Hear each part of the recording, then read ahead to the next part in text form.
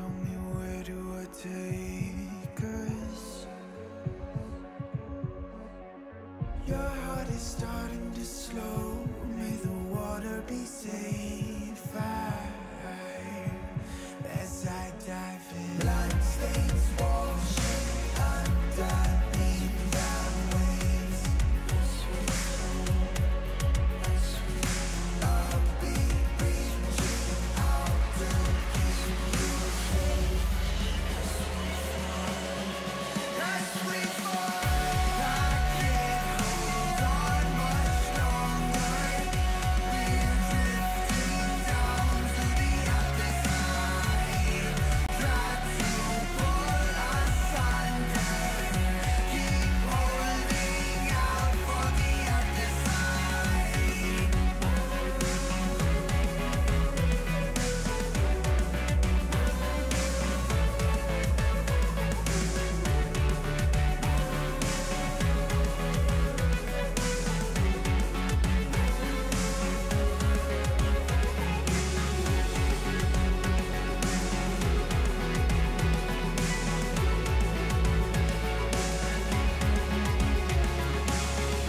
Tell me where do I go? Tell me where do I take? Where do I go? Tell me where do I take? The heart is starting to slow. May the water be safe. As I dive in, as I dive in. Where do I go? Tell me where do I take? Tell me where do I go? Tell me where do I take? The heart is starting to slow. May the water be safe. As I dive in. As we fall, I can't hold on much longer. We're drifting down to the other side. Try to pull us under. Keep holding out for the other side.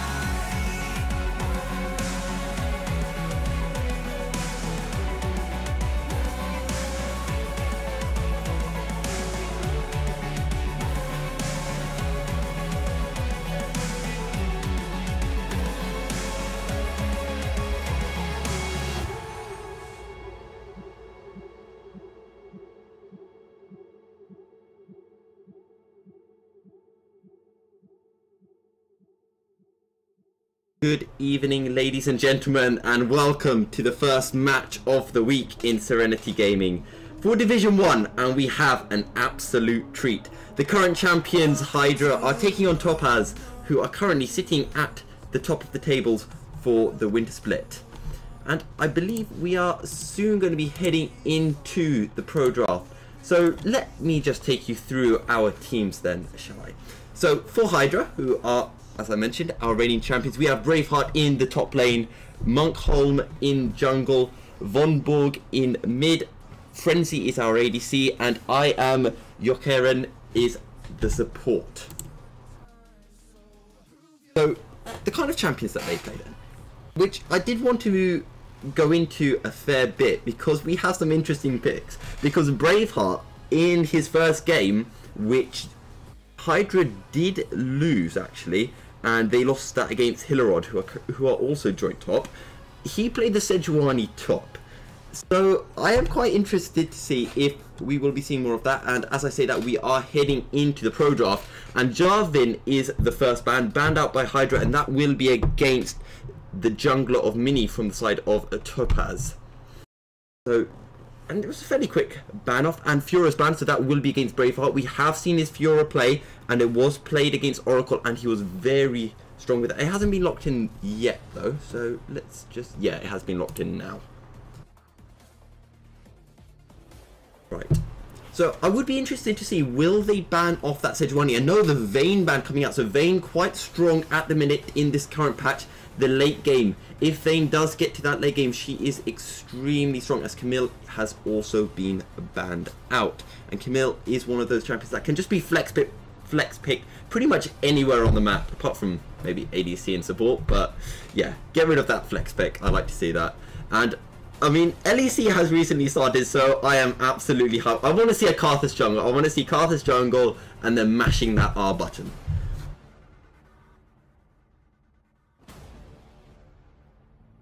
And the Morgana banned out, so that will be against Syndromet, who is the support for Topaz. And we haven't gone through the Topaz players, as Galio is also banned. So you've got King Mercy, sorry, not King Mercy, Gom X in the top lane for Topaz.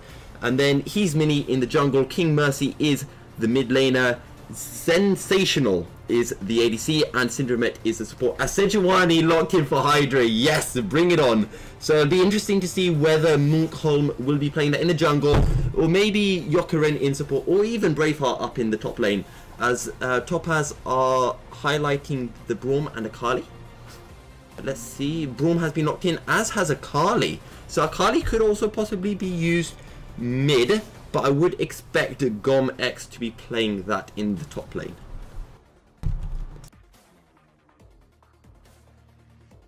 And Hydra going for the second pick now. And one thing I have always been doing over pretty much every game I've casted is I've always wanted to see the Lucian. And Sensational is a Lucian player, as Ezreal has been locked in, and that must be going over to Serenity. I can't really see that being flex pick in the mid lane. AP Ezreal not terribly strong right now.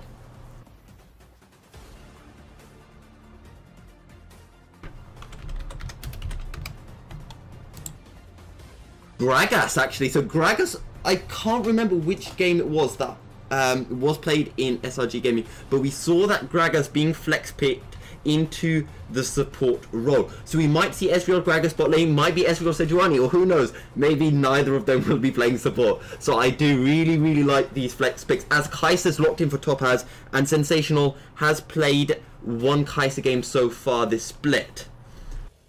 And Kai'Sa Ezreal, always interesting, because Ezreal does hit that power spike much earlier than Kai'Sa. Kai'Sa, a super late game champion, just like Devane. But Ezreal, as soon as he kind of hits his Manumane, Iceborne Gauntlet, he can become really strong.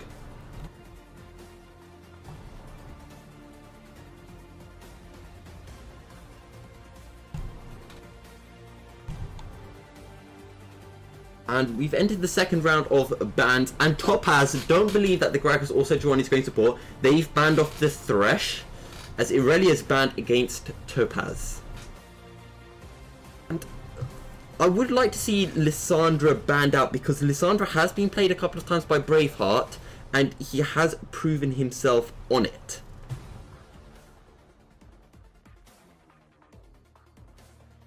Ten seconds left for them to make the final ban. And just to run you through, currently, as I mentioned before, Topaz are sitting at the top of the table with 6 points, which means they have won. So the way it works is, if you win 2 games to 0, you get 6 points. If you win 2 games against 1, sorry, if you get 2 games to 0, it's 3 points. If you get 2 games to 1, you pick up 2 points. As Rakan is also banned out by Topaz, and the Xin Zhao banned against his Mini. So he's Mini. If his jungle pool, he does have the Shaco, he does have the Camille, but Camille's been banned out. As Trundle, is it going to be picked in? Trundle has been picked in. So would expect that Trundle to be playing jungle. I guess it could kind of be played as Zoe. Zoe's being flashed by Hydra. Could we see Von Berg on that Zoe? And yes, there is the Karthus. My prayers have been answered. Although it is being hovered. Is it good? Yeah, it has been locked in. It has been locked in, as Topaz are going for the final pick. So great. So, right.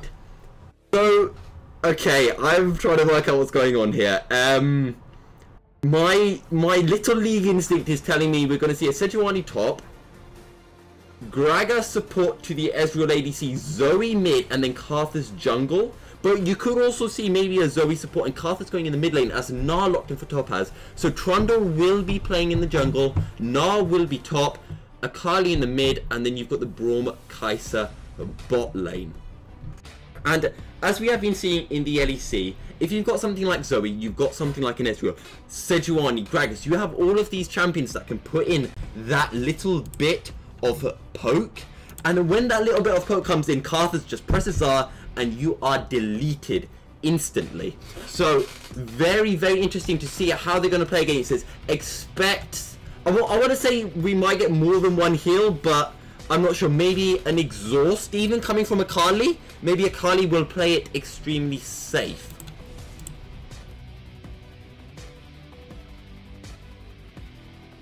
But the Ezreal, I'm trying to think now. Because either Zoe, Gragas, or Sejuani could go as a support. I mean, if we're going super crazy, we could see the kind of Perk Zoe bot lane AD APC and then Ezreal going in the mid lane. If we're going super crazy. But I don't think we're going to see that. I'm pretty certain that we will be seeing Ezreal going into that bot lane.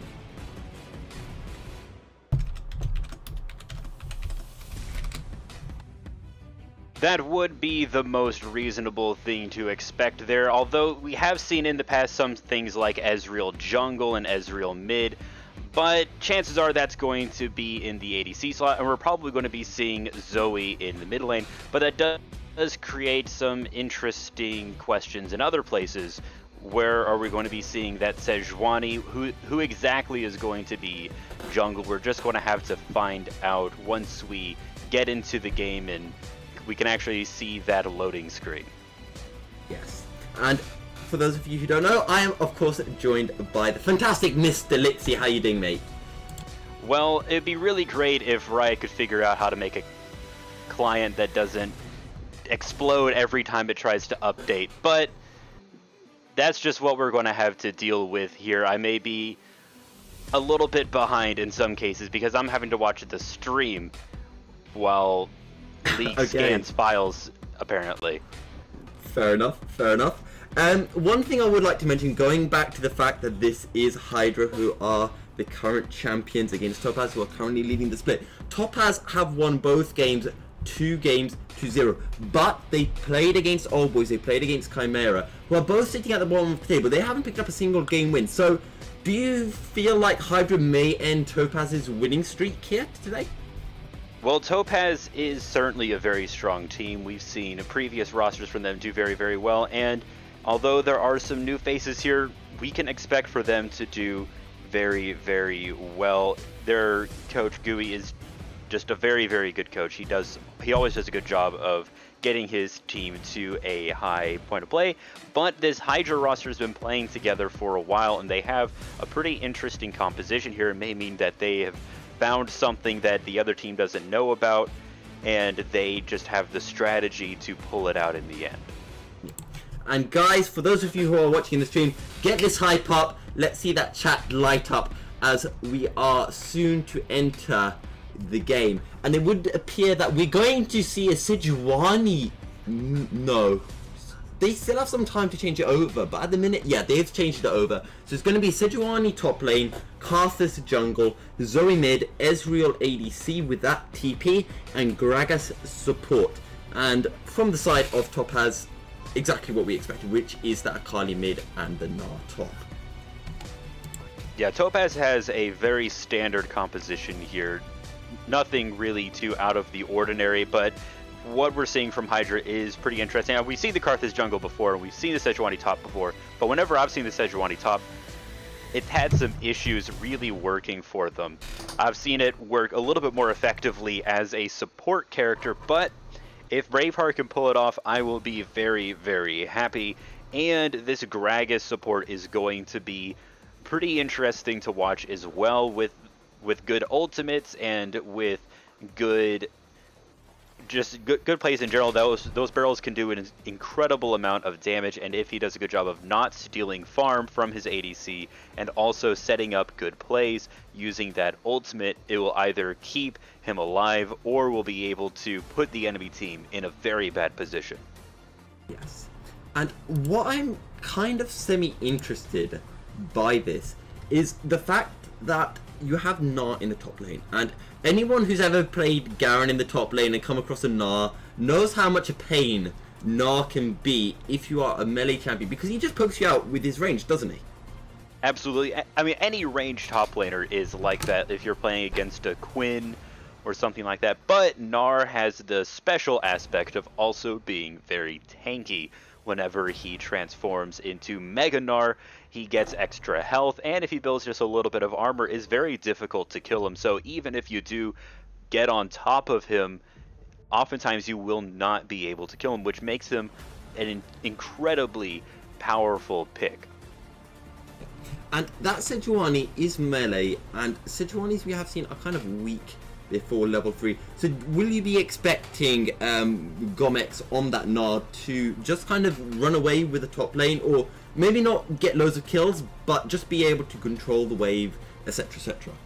I think Braveheart here is playing for more of a team fight pick. I think he's going to be waiting more just to support his team with that amazing ultimate that Sejuani has later in the game. I do not think he is looking to win lane. He's probably just going to get pushed under tower, and he's just going to farm what he can. And I'm kind of surprised, because I was mentioning that we might see a Karthus jungle, and I know the Karthus jungle was picked quite late on, but would you not have expected Topaz to take a more aggressive jungler, like the Lee Sin, like maybe even a Shaco, just to mess up Karthus with his farming early game, to put him on that back foot? Absolutely. I mean, Karthus is more of a like mid game. Late game he isn't incredibly powerful. Early game he isn't that great. Once he gets his ultimate, then he can start sort of surprising the enemy team with well-placed Karthus ultimates, and he's probably going to be running Predator as well, so it's going to be doing a little bit of extra damage. But really late into the game, if the entire enemy team has gotten Banshees or Edge of Night or Zonias, then he won't be doing as much, and that is oftentimes what we've seen, is that mid-game Karthus is able to get a lot of kills or a lot of damage, but then late game he does fall off a little bit, so we're going to have to be watching that. And it seems like that is what they are just pushing towards in general, is having this late game composition. They have the Sejuani, like mid to late game composition. They have the Sejuani, they have the Ezreal. Ezreal, once he starts getting his items, he really comes into his zone and starts popping off. And I think that's what they're going for in general here. Right, I have two questions, right? So, question one. Both ADCs have gone for that TP, which I guess has kind of allowed the mid laners to go for the Ignite, but I know Ezreal does take TP sometimes, but are you surprised with the Kai'Sa going for TP instead of something like heal? I mean, what that really does is it allows them to have more map mobility. It allows them to move around and get to different places and respond to different situations. So I bet what we're going to be seeing here is a lot of focus on taking down towers as a team. So for instance, if top tower does get pushed in, we might be seeing Ezreal TP up there really, really quickly and be able to take it. That does give them a lot more presence on Drag and Baron, because they're able to get to it to contest it very, very quickly. So it's not a horrible idea, although it does give them that little bit less sustain in lane. And since Gragas does not have a heal he can give to Ezreal, it's going to be pretty rough for them. They're going to be very, very careful. And the question number two was Akali fleet footwork. I always thought Akali went domination. Now, that you're not entirely wrong. That is a little bit strange, but what that is going to do is it's going to give Akali a little bit more sustain in the lane, because of those heals is going to make it so that she doesn't have the back as often. And in the current patch, we have these things called the tower plating, so they fall at 14 minutes, and if you can sustain in lane a little bit longer and just not have to back whenever the other laner does, it gives you an opportunity to go and get some extra gold by taking out those platings. I'm just going to point out all 5 members of Topaz hiding in that river bush. And are they going to go in for the Ezreal? Will we see a flash? I think Frenzy will be able to get away. But another quite interesting thing is Kai'Sa, usually with the Doran's Blade, usually with the Doran's Shield, has opted for the Doran's Blade. So feeling kind of aggressive then, playing against an Ezreal Gragas. And you gotta be pretty careful with invades in general. One wrong move can end up costing it for you. I mean, just last game I casted, we ended up seeing a 4-1 kill count by 2 minutes, which was pretty crazy for the team that got 4, and they were the ones that did invade. But you know, just it's an easy thing to mess up. So sometimes you want to do it, but as soon as there's something that is not quite ready, then you just gotta bail. Right, and Trundle's going to be starting the red buff, while Carthus, I guess fairly obviously going for that blue buff, just so he can spam his Q, delay waste more often, and just clear his jungle that much easier. Absolutely. I mean, that doesn't really happen a whole lot in lane. He can't really use that properly, but whenever he's in jungle, he is able to obviously hit it on the monsters much more easily than he ever could on a champion. And Von Berg on the Zoe taking a bit of damage. So Carly winning that mid lane at the minute. But in the top lane, you can just see Gamix just poking down the Sejuani, just kiting her away from the CS, which is what we said would happen towards the start of the game. Yeah, it's a fairly predictable thing to expect here. I mean, all of the players from the side of Hydra, they're just kind of playing back a little bit. They're making sure that they don't get picked out very early on. Just one wrong move could be very bad. Right. And one thing, I'm hoping this becomes a meme, but the first Drake is going to be an Infernal Drake in true Serenity gaming style. Which side do you think that's going to favour more, if the fact that there is an Infernal Drake first? Well, I'm going to think that it will actually favor Hydra. They have just these very, very big damage champions, and they do have that Karthus on their side. So I think they're going to be wanting to pick that up as soon as they can, and also just to keep it away from that Akali. So I think that if Topaz does get it and they get it on the Akali, that will be very, very bad for the side of Hydra. So they want to make sure that she does not get it. And the bot lane of Hydra are currently pushing in the bot lane, so they do have that bot lane priority, but we still have a while to go before Infernal can really be challenged. Do you expect that Gragas to be roaming up trying to pick off the gank on the Akali? Absolutely. I mean, oh, as he we've does got have an that little bit ignite, of AoE. there's been an ignite burnt in the mid lane as Von Berg gets the trouble bubble off, and then she gets the paddle star to hit, but not really any damage, and then she goes for an ignite. So rather strange decision. Yeah, and sometimes you're being a little bit aggressive there, and you pop the ignite. It doesn't quite work for you, but you have a little bit of extra damage there. Just asserting dominance in lane, then, I guess. That is kind of what it is at times. Just saying to Jakob Senpai, I don't need my ignite. Go on, what are you gonna do with yours? Right, and there's a trouble bubble as Karthus is coming into the mid lane.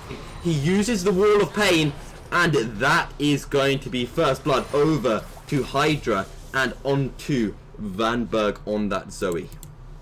That was a pretty devastating sleep there. Once you get an Akali to stay in one spot, it is very easy to kill her. Her big strength is her mobility, being able to move around inside of the shroud is able to keep her alive in many, many cases, but right there was not enough to keep her alive. The trouble bubble does cover a lot of space when it expands, and so her being stuck in one spot ended up being all that they needed to take her down. I'm just taking a quick look at all this. Yes, it's fairly even. Van Berg on the Zoe is a little bit behind, but I'm sure that kill will level things up in terms of gold, especially considering it's first blood. Absolutely, and that does give you that little bit of extra gold, and if you look at the gold lead, that does show a little bit, but it isn't too much to really count right now. It isn't that big of a gold lead, but just that little bit of extra gold just to the mid laner will help put the mid lane further ahead, and you definitely want to make sure that an Akali does not get very far ahead of your mid laner. And Akali is the main source of AP on this team, although she has gone for the Vampiric Scepter first. But Kai'Sa as well, she can build AP, and would you expect Sensational to be going for that AP build? Now that's going to be pretty odd. We're just gonna have to wait and see. I mean, usually Kaisa builds a little bit of everything in order to unlock the extra parts of her abilities. And the question is sort of, what does she go first? Do you go attack speed or AP or AD? Usually what we see is attack speed to start, and then we start getting AP later on into the game. So that is what I'm going to be expecting here. And again, top lane fairly, what's the word? Not that aggressive. Gamex a fair bit ahead in CS, but that's what we expected. But he hasn't been as aggressive as, at least I was hoping for, anyway. Yeah, well, it is pretty hard to engage on top of a Sejuani. She does have that stun available to her if she managed to hit it, and also that dash does keep her away from danger most of the time. And like I said, Braveheart is just playing underneath that tower, just picking up farm where he can, and that is showing in the CS a little bit. And if this lead continues to grow for Gamex, it doesn't matter if he can get a kill onto Braveheart. He's just going to be so far ahead in items and CS that he's just going to be able to win the 1v1 when it counts. And one thing I didn't mention before the game started is it's not King Mercy playing in the mid lane, it's Jakob Senpai, the substitute, playing. And he has played a fair bit of Akali actually in Serenity Gaming so far. Oh, sorry, it's Akali and Zoe are his main champions, and he is on one of them. As Karthus might be getting caught out in the jungle, his mini does get a brilliant cone off just to hold Monk on there for a bit. Akali's going to get off the damage, and that is a brilliant little play. Here comes the Requiem though. Karthus instead can do it. Akali's picked up a double kill. It's not enough. True Shot Barrage will not pick up the kill. Sensational is going to escape. Jakob Senpai just can't escape in the end, but Braum running very low. Frenzy will pick up the trade double. So just trading out Jokerin for those kills, that is definitely worth for the side of Hydra. They are really just feeling it right now. They are ready to continue to pop off. There may be a tower plating falling there, but then that's what we're talking about. Those TPs is giving them that little bit of extra mobility around the map in order to respond to situations like that. And you've now got the Zoe, Van Borg on that Zoe, 202, Ezreal's 102, Kai'Sa, sensational on that Kai'Sa, hasn't had any kill participation, but the Sejuani was forced to use that TP, so Gnar will get a fair bit of gold from the turret plating in that top lane. And it does look like Infernal Drag will be started by Mini here. That is, there's going to have to be a response there, and it looks like Jokerin's going to check it and make sure that it isn't being taken, and that is going to give them the info that they need to know that it actually is. And you've got Syndra, mate, he's there around. I don't think Topaz can really contest this. Frenzy's here, can they catch out Sensational possibly? The Drake is getting quite low, it's on 1000 HP. Karthus is here, he's going to force Trundle off it. He's going to end up stealing the Drake as well. And the flash from Mini. Why? He thought he could run in there, smite it or bite it or something, but it was not enough. It was quite funny because he flashed after it got smited down, I think. So, and one thing I was going to mention before we had that fight around the river that we said did go in the favour of Hydra, even though it was a 2-for-2, is Mini. We mentioned how weak Karthus is early game, so I myself anyway, wanted Mini to be aggressive, to gank in the lane such that Karthus can't respond because he needed to farm, but he hasn't done that. He's kind of power farmed almost, and it was only then where he was able to catch out Karthus in the jungle and start that team fight. Yeah, Mini has not been very aggressive on this Trundle, and that's a little bit surprising because Trundle is such a good jungler. He can just essentially just run at people and start hitting them, and there isn't a lot that they can do in many cases. I would have expected him to go top lane and try to take out Braveheart whenever Braveheart tried to get up, even just halfway through the lane against Gamex. That would help get Gamex ahead even more, but that isn't what is happening here. Right now, he is looking a little bit weak. Right. And that kill, when Mini flashed in for the Drake, it was Zoe who picked up another kill. So she's going to be dealing a lot of poke damage, which combined with the Carthus Requiem, as we kind of saw in the LEC if anyone watched that, is going to be devastating. Absolutely, and having that Infernal Drake as well is giving them that little bit of extra damage. So as soon as Akali drops even just something around a quarter health, that Requiem can come out and pick her off. So it's all going to be about communication and awareness from Munkholm on the Carthus. But as we know, this team, they've been playing together for a while, so they have communication down. Like Pat, we saw that just a little bit earlier, so if anyone can pull it off, it is them. Oh, Broom's going to go in with the ultimate. Kaiser's going to ult in. Ezreal is forced to burn the stopwatch, but surely he's going to die. He does not have the dash, and Grag is also very close to dying. Just one more shot will do it. No, it's not going to do it. The second shot will do it, and Sensational will pick up a double kill. The Requiem, not enough to kill Syndromit. He gets the, what is it? The W magic resist bonus. He survived with less than 30 health. That we're getting crazy. A TP. We're getting a TP in the bot lane. Who is this coming from? It's Ezreal. Will he be able to pick up the kill? Kaiser does have that movement speed buff, and Frenzy will go for the True Shot Barrage, and it will pick up the kill. Kaiser with nowhere to go. Didn't even have her flash available to her. You could tell that Frenzy didn't want to use it, but he decided that there was no other way, and so he just went ahead. We're getting a redemption in the top lane. Can Gamix survive? I don't think so. Carthus is here. The Wall of Pain will slow him down, and Vanberg will pick up his 4th kill of the game. He is going to be absolutely disgusting now as Hydra start the Rift Count. No, Vanberg will just get off the Sleepy Trouble bubble. But look at this. They knew that Mini was coming. Yeah, Mini's coming, and he will get the movement speed, gets the knock up, and surely he's going to pick up the kill. As they have a little kind of... Oh, Braveheart pops the flash. Will he be able to escape? He is. What a play by Braveheart. That was crazy. Just playing around that pillar there so well. A little bit of ring around the rosy there for Mini, and he was not able to close the distance and land just a couple of auto attacks onto Braveheart, and Braveheart was able to flash away, and I'm sure he had that dash available to him if Trundle did decide to chase after him, so he was going to survive. Frenzy forced to burn the flash on the bot lane as a Braum turns up and was getting a couple of stacks off on him. Yeah, you gotta be careful of that. That stun can be your death if you let him.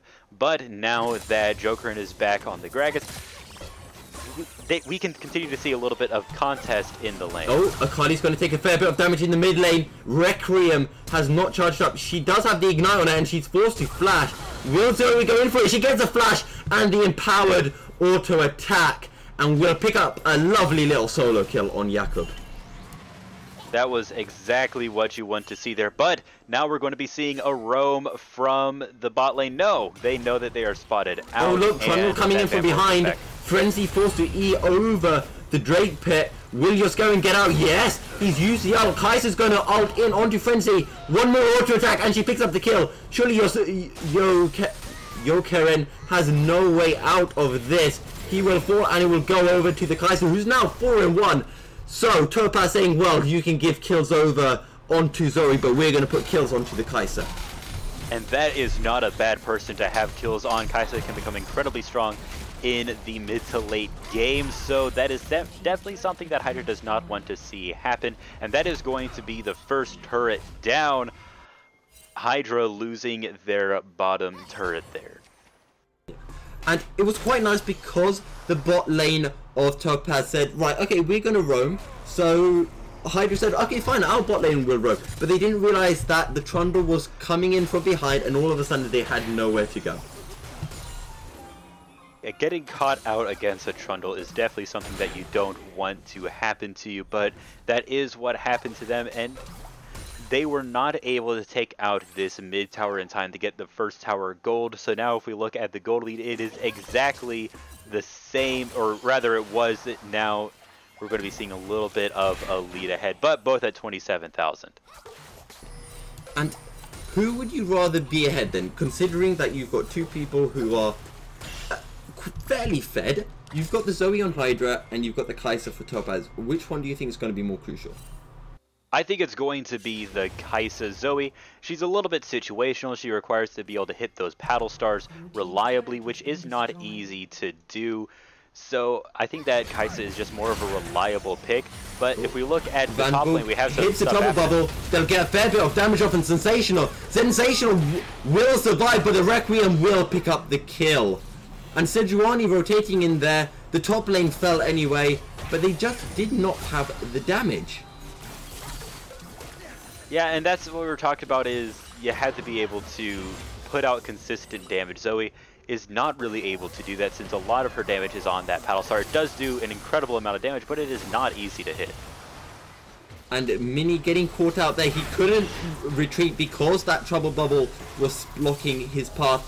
And possibly Hydra will get the return top lane turret. Oh, and there's Certainly the seeing ult. quite a brawl here. Yeah, Braum pops the ult, and it lands onto Van Borg, but nothing they can really do with it, and he's Mini very, very low at the minute.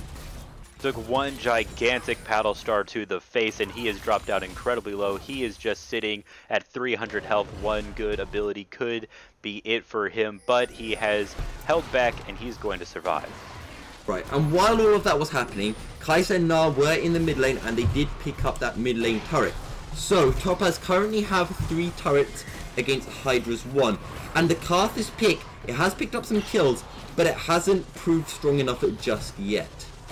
And it looks like this Herald is going to be the instigator for another team fight here. Yeah, and the Karthus Requiem has maybe another minute on it.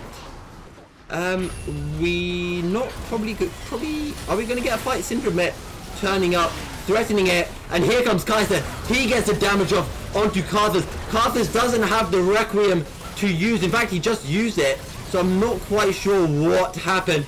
But Frenzy's going to pick up a kill with the Arcane Shift. And he is going to get away from now, but Braum is looking to follow up on him, and GameX there looking to get that final little bit of damage. I'm not sure, I got slightly caught out because they said on my screen that Karthus didn't have much time as Frenzy dashes in to get the kill onto GameX, but will instantly fall to the Kaisa.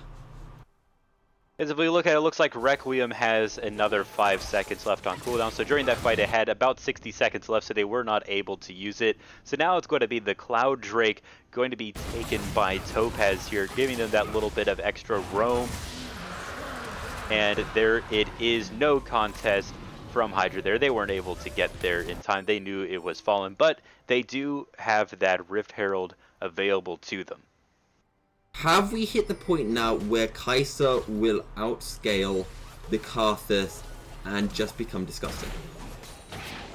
Well, if we look at items here, that is the main thing to look at. She does have the Gwynsu's and the Storm Razor, and now she's going to be starting to get that Fiendish Codex.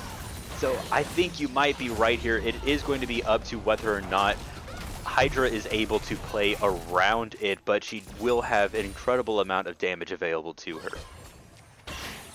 And yeah, Kaisa going for that Nash's Tooth, the attack speed and the AP that comes with that. As Zoe gets off a fair bit of damage onto Syndrome, but not enough as expected against the Braum. And Karthus does have that Requiem, so it's at this point where they just want to get enough damage onto someone, and they might just about get it. It's not going to be enough. If they had got the hit off onto Braum from the Trouble Bubble combo, as Karthus is forced to flash out Akali very low, will we see the Requiem? True Shot Barrage does hit Jakob Senpai, and Jakob Senpai will die, but Sejuani with a great ult to catch out the the Kaisa, and that's another turret that's going to fall for Topaz. Using that Herald there to just force the turret down, that was very, very good. They were able to siege it out very well, exchange tower shots to be able to take out the rest of the way, and now they're going to be looking to take the second tower as well. But this is great for Hydra because they still have that Requiem available. If they can get maybe a paddle star off onto Mini, perhaps they could go for it as a Trouble Bubble almost hitting the Gnar. Just going to have to see. Van Borg, he is trying to get out of there. For now, he is going to survive, but GameX, he's looking for the kill, and he's going to be becoming Mega Gnar very, very soon, but it looks like he is backing off, just deciding to get a little bit of farm. And the third Drake is going to be an Infernal, so again, that could be extremely important. If you get it over to the side of Topaz, that will be really useful for Sensational. If it goes over to Hydra, then that Karthus, Ezreal as well, and Van Borg will be dealing a fair bit of damage. But are we going to see a start on Baron, or are they just setting up? They are right now, it seems to be just establishing vision around it. They do have incredible vision control in that whole area. So they may get it, but it looks like they are going to be leaving. But to be fair, Hydra isn't really sure that is the case, so they're going to have to go and check it out. And currently, on the side of Topaz, you have all your bot lane turrets up, but you have nothing except for your inhibitor turret up in the mid lane. How do you play this now for both teams in regards to the split push and all of that strategy? Well, for one, evening up the bot lane would be very, very good for the side of Hydra. That is something they're going to be looking to do. Topaz has to be incredibly careful to make sure that their inhibitor turret doesn't fall and get opened up to minions. And Topaz has, or Hydra rather, has to be looking to take that final mid lane turret to open up that inhibitor, start getting the super minions going in, which would be incredibly good for them. And as you say that, the Gnar, who we know is such a good split pushing champion, is on the bot lane. So Joanny has threatened a couple of times to come down, but is she strong enough to take on Gnar in a 1v1? Not in a 1v1, but I think she would be able to keep a tower from being taken just holding under it. Look at Braum there and Sensation. They're looking to get a little bit of a pick off, but Braveheart is just too tanky here. Yeah, and you can't commit into Braveheart when you don't know where the Karthus is, when you know the Gragas, Ezreal and the Zoe are nearby as well. Absolutely, one good play from Karthus could be it. And right now, Topaz has to be incredibly careful. If any of them fall very low, then it is pretty much a secure kill for the Karthus here. Monkholm would be able to just pick up a free kill. We haven't seen any really big way to deal with that. None of Topaz has any sort of Banshees or Zonias. One thing I would like to mention is Frenzy is going for that double tier build. He has got the the Muramana, and he is now looking to get the Manumane. I have seen a few builds where Ezreal goes for Blade of the Ruined King. Just talk us through the second tier build and, you know, why it's useful on Ezreal compared to, I don't know, going for Triforce. Well, against a Kai'Sa, it is certainly very, very good, Borg in particular, because it takes away a lot of Kai'Sa's mobility. You steal a lot of movement speed and take it for your own. And Kai'Sa, she does have that dash available to her where once she gets enough attack speed, I believe, she also turns invisible.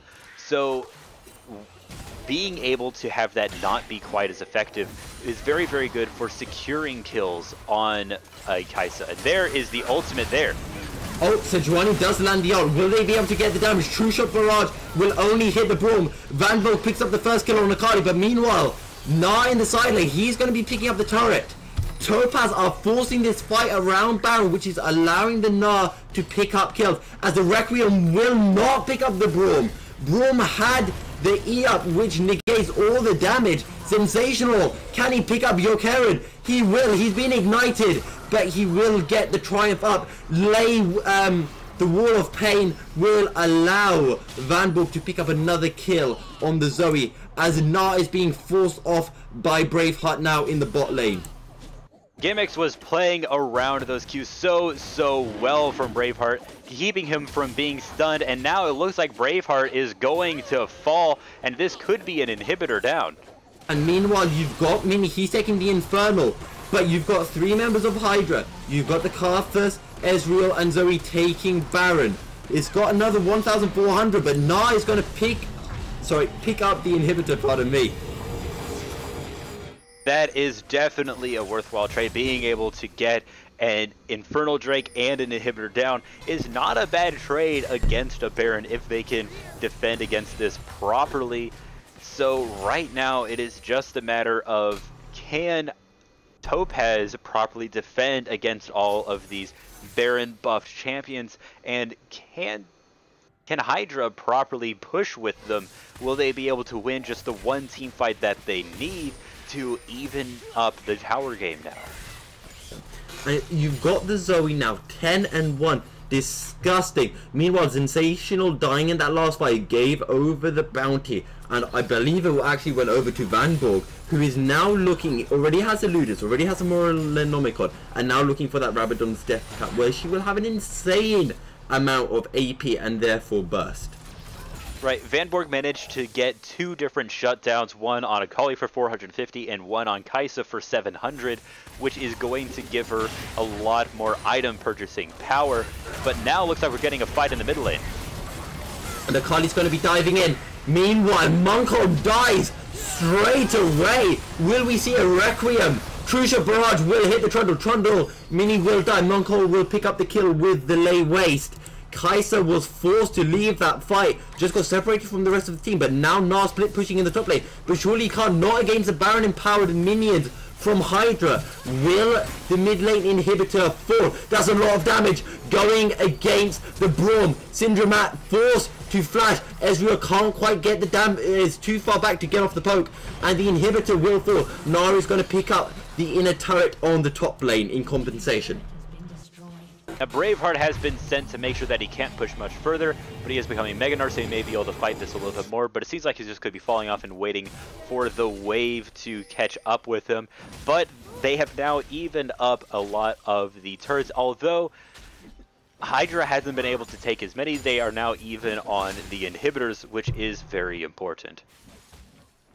And with that Sejuani, if she does land that ult, especially if it lands on Sensational, that just turns the entire fight around.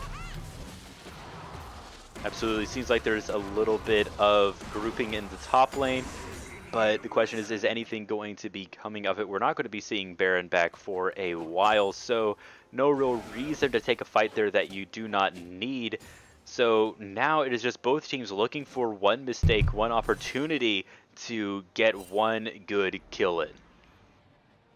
And Kaisa, I don't know, I feel like Kaisa, maybe we need to wait a bit more just for Kaisa to be strong enough to deal that damage, because Ezreal is still in that strong mid lane phase for him, isn't he? Absolutely, he's definitely not falling off right now. Ezreal is an incredibly powerful champion in mid lane. He does fall off a little bit in the late game, but he's still definitely very, very good. So question is, will he be able to keep up his momentum and manage to keep up with Sensational on the Kaisa? We're just going to have to wait and see. Looks like Gamex is waiting in the tri-bush, but he definitely does not want to engage on top of 4 members of Hydra.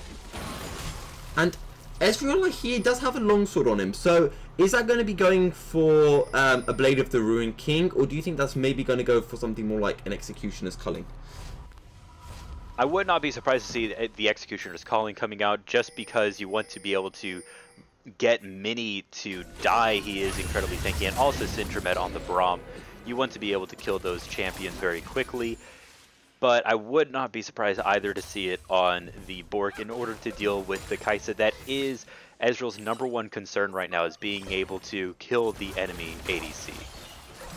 I also want to ask, in terms of wave clear, who for which team are the super minions worse for when you just consider the wave clear abilities? I'm going to say that the super minions are a little bit better for Topaz to deal with. They have the passive from Kaisa is able to burst down a super minion fairly quickly, so I don't think that they're going to have too much trouble dealing with these. And already we're seeing that they are able to stop these super minions right at the middle here. But if we look over at Hydra, they're having a little bit more trouble dealing with these, because it's coming almost all the way up to the inhibitor. And it does help that they have that their outer bot lane turret still standing, while Hydra only have the inner mid lane turret. And this is actually going to be a Mountain Drake going over for Hydra, so they're going to be able to burn down the Baron quicker, which is spawning in only 40 seconds. So are we going to see a bit of a skirmish around Baron soon? I would not be surprised there, now that they have that Mountain Drake available to them. Topaz is able to take the Baron down more quickly, and since it is coming up in just 25 seconds, it looks like they're going to back, get all healed up, and then make a play for it. But Topaz, or Hydra rather, they are grouped up as well. They're trying to just push in this lane and get those super minions ahead. So basically what that does is if Topaz decides to go for that Baron, they're going to have to deal with that wave being pushed in just on its own. But now it looks like Topaz is trying to set up an ambush. Not Yeah, Topaz, it Hydra, looks like rather. they're going for that death brush. And Trundle has his sweepy lens up, so he might be able to see the shadows. Will he get caught out though? The trouble bubbles off, as is the Arctic Assault. Is Arctic Assault the Sejuani art? Yeah, the Sejuani art was a little bit off the mark.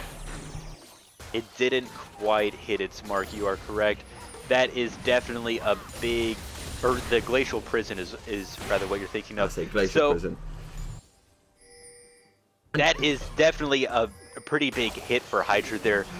Landing that would have been probably a secure kill for them, but they missed a lot of abilities there, and that is going to hand the... Oh, the Sleepy Trouble Bubble lands on the Trundle, but Brum is able to block the Paddle Star. And you've got Gnar in the bot lane, who is taking on Braveheart in the 1v1, which we do expect him to win. He does get stunned, but he will probably be able to take the inhibitor, and he's getting off a lot of damage. I think he's going to pick up the kill, and Ezreal's turned up. It's going to be a trade, 1 kill for 1. Ezreal turning up right at the last minute. He does have TP, and he is TPing in behind. You can see that TP coming in from near the Raptor area, and now you've got the Akali getting in a fair bit of damage, but Sensational will pick up the kill on Zoe, and the stopwatch will stop any damage from the Requiem. Now 1v1, Sensational will pick up a triple kill on the Ezreal. They have got the Baron as well, so they're just going to TP in on the bot lane, going to take the inhibitor. Could we see the game end as well? This is definitely what Topaz needs. This is their sort of end game condition here. Now, the question is, can they push this up further? The only one who is there to contest it is Jokerin, and it looks like they're just going to be going straight for the towers here. Braveheart trying his best to land a few abilities, maybe land a stun onto the Akali here, but he is able to stay alive. And it was all down to that, the ult not being up for Braveheart. As Braun comes in with the ult, it does land on Braveheart, and that will be game. There it is for Topaz. They turned it around right at the end. It seemed like Hydra had a lot of really great just teamwork there, a lot of really great moments, but they weren't able to take it in the end. Topaz, they brought it right back. That final Baron was all that they needed, and it really came down to, like you said, that death brush there. They ended up being able to survive through all of the onslaught there, and that handed over the control of the Baron area to the side of Topaz, and they were able to take that Baron and just push it straight to the end.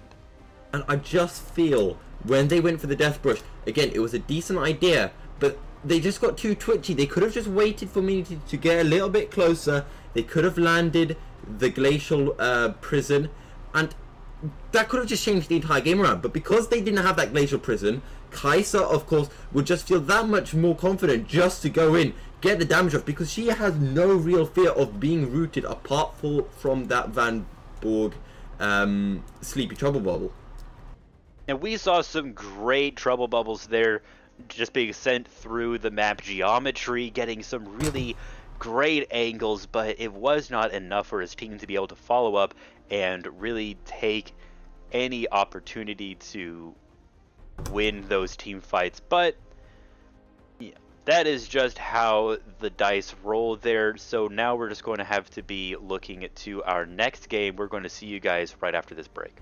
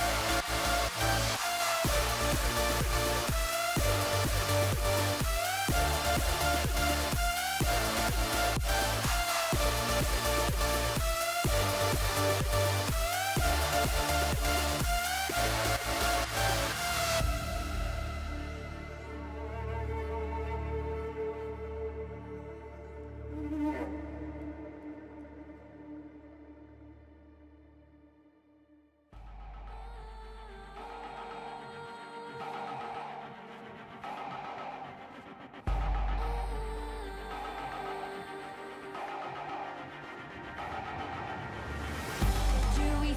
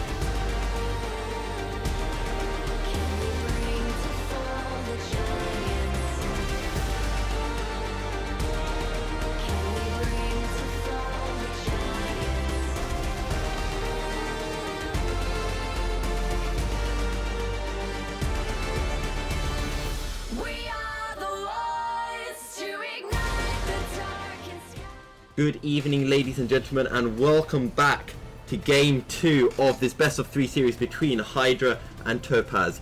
Topaz took out the first win, and let's see, what do Hydra need to do differently?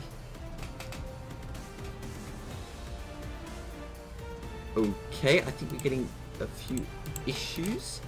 However, as we will shortly be starting the pick and ban phase, we did see in the last game that Carthus from Hydra, and they just weren't able to get it to work perfectly. The kills going on to the Zoe just meant that the Carthus Requiem wasn't getting enough damage off. So, ladies and gentlemen, we are back and we're going to be starting the pro draft here. So, what are we expecting to see here? We saw a pretty good showing from Topaz there, and Hydra, they had a bit of an unconventional setup and it didn't quite work out for them, although there were some points where things were looking pretty convincing for them. And one thing I would love to see from Topaz is they use that Gnar perfectly. You mentioned at the start of the game... So what we're expecting to see from all this, I'm expecting to see probably the Camille is going to stay banned. We know that Montcalm is good on the Camille, and here we go, the first ban coming in. The Fiora is going to be banned from Topaz, and Hydra is going to be looking for their ban. Yeah, and we saw the Fiora and the Vayne and the Camille banned last time out, and as I was mentioning, Gnar used really well last time as the Akali being banned, so Hydra didn't like that Akali being played from the side of Jakob Senpai and giving it a lot of respect.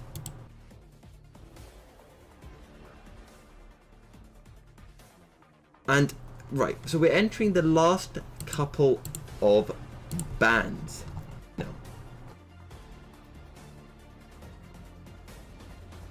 So, right, so the Galio being banned off as well, which we saw in the previous game. By the looks of it, that is what we're going to be seeing here, and we're going to be seeing the Braum picked up by Topaz. We did see a very good showing on the Braum last time from them, and so Hydra now they're looking for their first pick here. We're going to be seeing what they get now that the Akali is taken away from Topaz. They're going to be picking the Sejuani again, possibly. Right, and this is one thing that I really want to mention. You mentioned last time that the Sejuani has a better team fighting ability than the Gnar, but the Gnar was constantly in the side wave, in the side lane, and Hydra had to give so much respect to that, and the Sejuani was constantly trying to keep the Gnar off the turrets, which meant that she wasn't able to participate in the fight. So I would like to see Topaz go for that same kind of system. Go for something like a Gnar. Go for something even like an Urgot, something with that split pushing potential. Yeah, we know that the Sejuani, she really needs to be with her team in order to excel. It's not very good at taking people on one-on-one situations, and so we're probably going to be seeing some sort of split the Lucian. There it is, a Lucian Braum combo in the bot lane. Incredibly powerful early game and very good against Kai'Sa.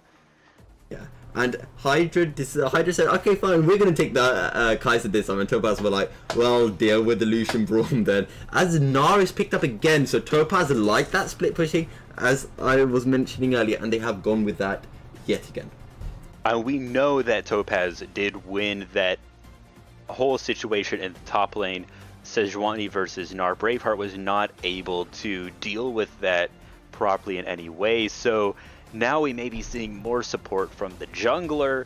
We may be seeing a different jungler besides Carthus that can maybe help with that a little bit more. But right now we're going to be seeing the Morgana get picked for Hydra here. The Kai'Sa Morgana combo is incredibly powerful. Yeah. And the Black Shield just gives a little bit more protection to the Kai'Sa from the Braum ult, from the Braum concussive blows. As Carthus banned out by Topaz. So Topaz didn't actually like the Carthus jungler, and they think, right, we'll ban that off, because if that game had gone a bit differently, perhaps you could have won with the Carthus. That seems a little bit surprising to me. I don't think that was working incredibly well for them this last time around the Karthus jungle, although it did create a lot of annoyances for Topaz. They had to play very specifically around the Karthus. Maybe they're just deciding to not have to deal with that annoyance of constantly having to worry about the Requiem. And also, Xin Zhao and Trundle are going to be banned by Hydra, and now the Kha'Zix is being banned by Topaz.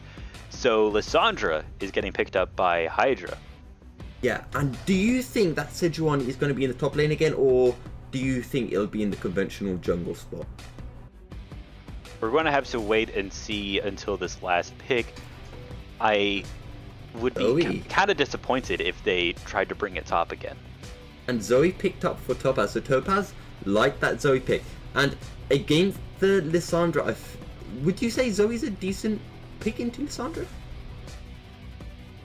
That's a little bit rough because Zoe doesn't really have any sort of mobility unless she can pick up flashes, or because her ult does not give her any sort of mobility. It puts her in one spot for a little bit, but then she is right back.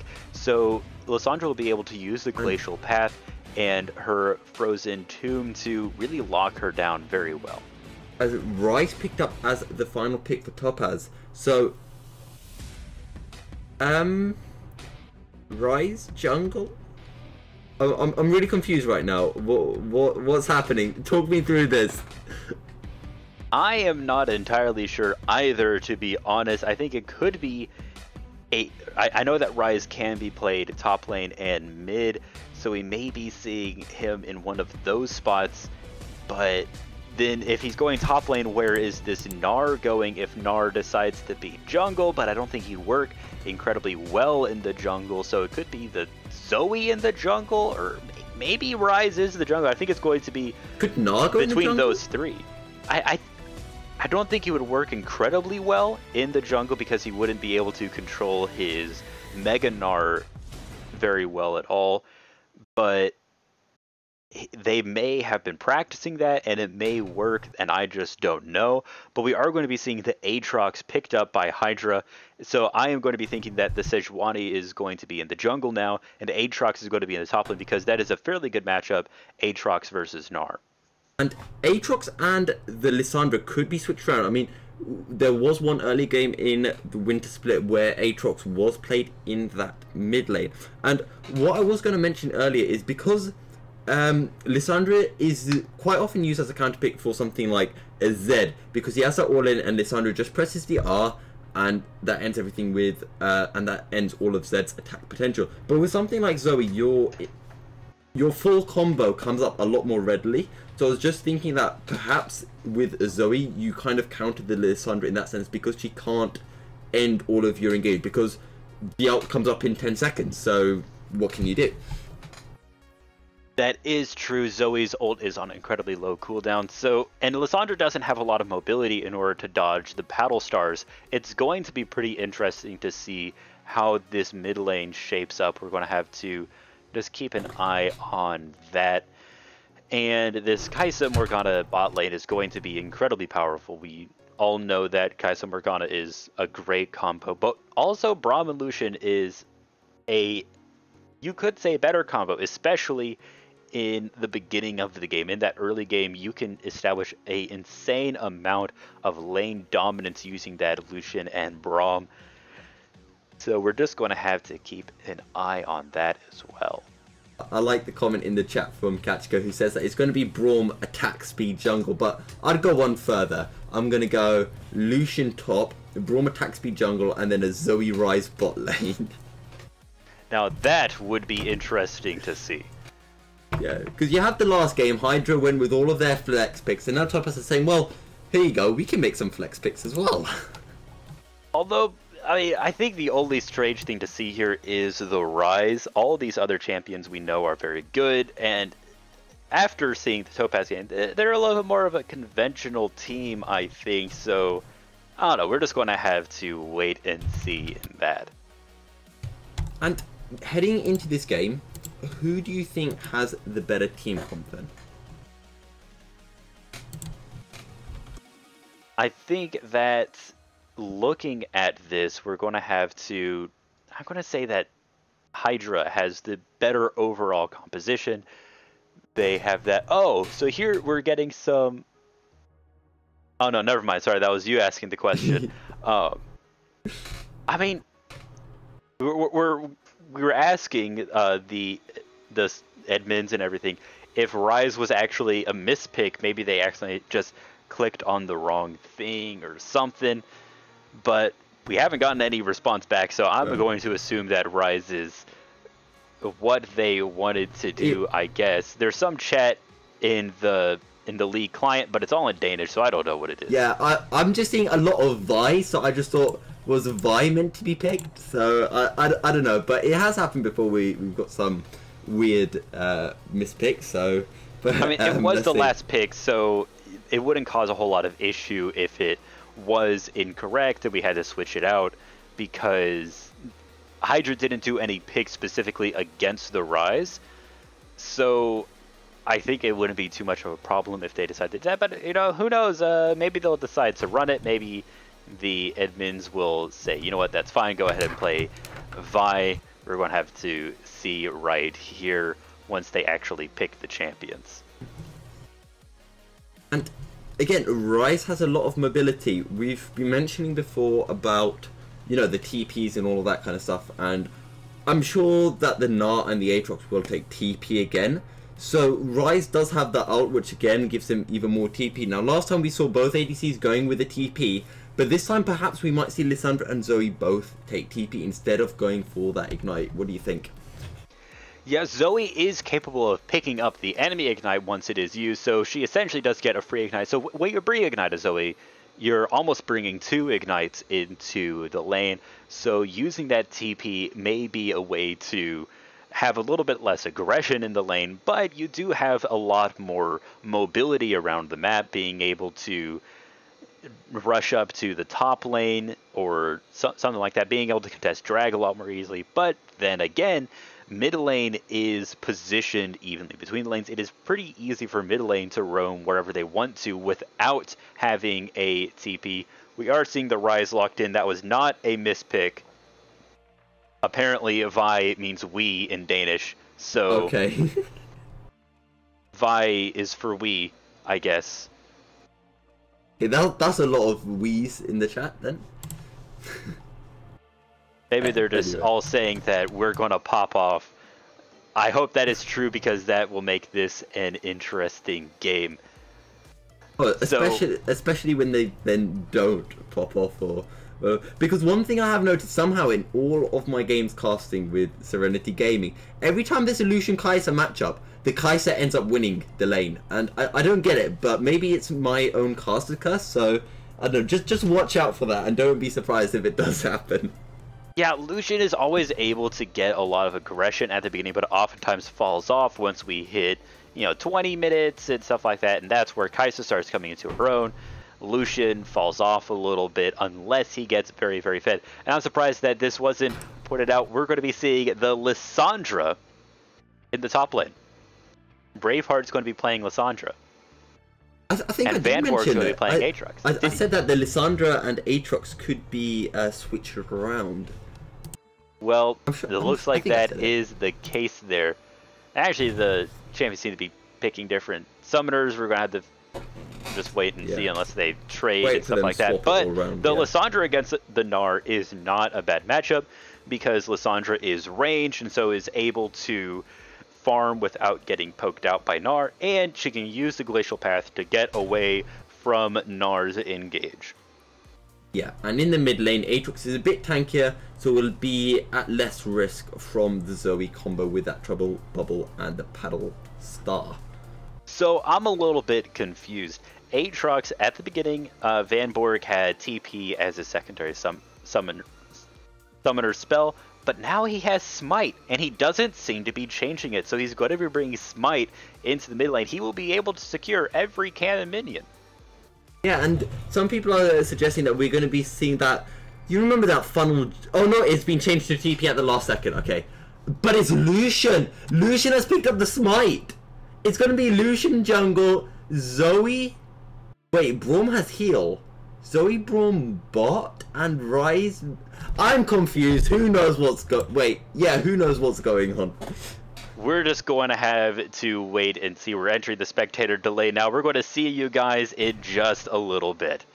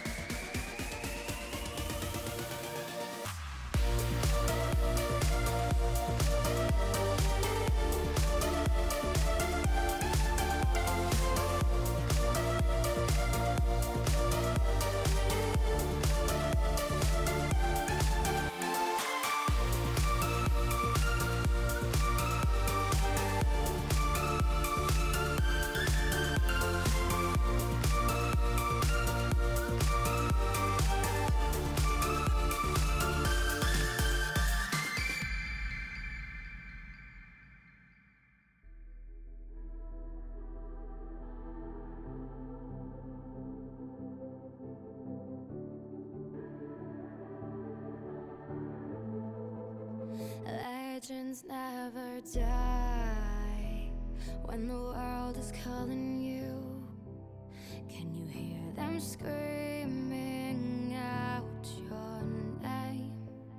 Legends never die, they become a part of you. Every time you bleed for reaching greatness, relentless you survive. They never lose hope when everything's cold and the fighting's near. It's deep in their bones, they'll ride into smoke when the fire is fierce. Oh, pick yourself up, 'cause legends never die when the world is calling you. Can you hear them screaming out your name?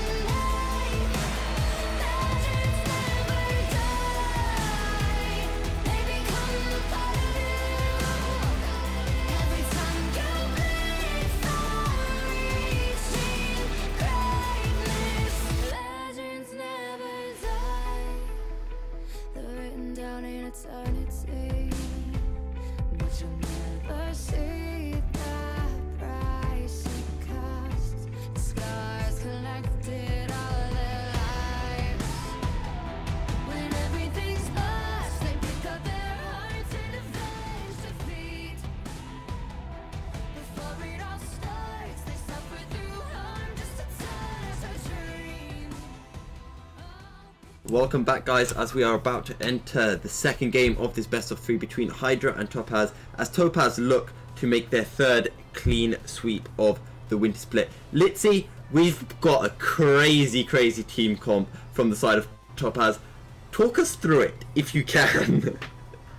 Well, I think right now the only thing we know for sure is that Gamex is going top lane, and I think we understand Hydra's composition very well. It's fairly standard. It's a little bit different, but nothing too crazy there. But it is Topaz that we're looking at here. Where are they going? What are they doing? Is Sensational going into the jungle? He has Smite. Smite was nerfed recently. Is jungle not taking Smite? We're going to have to just figure it out as we watch. So for now, looks like we're going to be seeing that's standard. You know, we're watching the river, making sure nobody invades. It looks for now that maybe it's going to be a duo in the mid. Yeah, because what I was going to mention is Braum's got healed, as does Jakub Senpai. So you wouldn't have both of them in one lane. It wouldn't make sense to have two heals in one lane. So the Mini must be playing support. And has he picked up that support item? Yeah, he's got the Spell Thief's Edge. And Braum has gone Relic Shield. Okay. Okay. This is interesting. Are they even just not No, Lucian has the Hunter's yeah. Machete, so he has to be going jungle. Lucian is going jungle. We have confirmed that. But who's going to be in the bot lane with Braum? I guess it's going to be Ryze, and they're just looking to have that sort of double support item.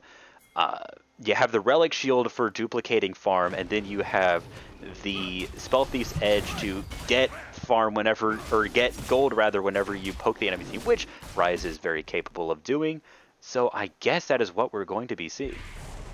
I don't know, because Zoe is in that river brush. Has she started her E, actually? She might have gone for some cheeky stuff, but Braum, no, Braum's heading to the mid lane. So is Lucian just going to stick around the mid lane just to get off a few of those Relic Shield gold? I think he is. Okay, so we are seeing a bit of that gold funneling that did occur in Season 8. I can't remember when in Season 8, probably like patch 13 or something like that. It was a while ago we saw that Master Yi would just stand inside of Raptors and get farm from Relic Shield and whatnot, but I was about to say, I guess Sensational will get some farm and then leave, but he's staying here. And now he's leaving to go somewhere else. They're going to be getting the Scuttler here. Will Syndromet go back to his lane, and then Sensational will go and get his blue buff and get his farm? It looks like that's going to be the case. I think what they're going to do is they're going to wait until all of the Relic Shield procs are back up, and then Sensational can just go back and get some and get that free gold. So this is sort of like this sort of hybrid sort of funneling comp here. It's really interesting. Yeah, and I think it's probably important to mention one of the reasons why the funneling can work is because when that Lucian is turning up in the mid lane, you can shove the wave in on Lissandra and then go roam for a bit, so she won't be able to deny you any CS. And although it is Braveheart playing Lissandra, one thing I forgot to mention there, it is still Lissandra mid, even though it is Braveheart playing Lissandra, and now it is Van Borg in the top lane with the Aatrox. Pretty interesting to see there. Normally who would be mid lane is now top lane. Gamix taking a lot of damage. And he's going to be pulled lanes. back in as well. So Aatrox had the opportunity there to go back in, but decided against it. And we've already seen Monkholm. He turned in, he stole Lucian's Raptors. Just left that one Raptor as a present there for him, just so that the Raptors couldn't respawn. By the looks of it, you are right. Braveheart taking a lot of damage as Sensational comes back into the mid lane to get that extra farm from the Relic Shield, and then he's just going to pick up a few more and then probably leave. Yeah. And he's already on 34 farm after 4 minutes, which is pretty disgusting, really. But one problem with this setup is you essentially now do not have much of a mid laner. Braum doesn't really fill as much of the mid laner role as... Oh, look at this. Sejuani's coming bot side. Monkholm he does have the flash available, so we might see a flash engage. No, he's going to back off, but Kaiser gets off a lot of damage onto Mini. He had the 4th stack up, but decides against it. And one thing you mentioned is you don't have much of a mid laner, but you also don't have much of a jungler, because your jungler is just sitting in that mid lane trying to CS. You can have Monkholm, which he has already done, invade and just pick up some camps as a Sejuani. Right, and the question is, will that be enough to counteract the amount of extra gold that Lucian is getting from this CS? We're just going to have to wait and see from that. Right now, the gold is pretty much exactly the same. There is a little bit of lead on Hydra, but nothing to really even count. We're just going to have to wait and see where First Blood goes and where First Tower goes. And one thing I would like to ask with this, as Zoe does get stunned by the Morgana, she does get off a fair bit of damage in return onto your Karen.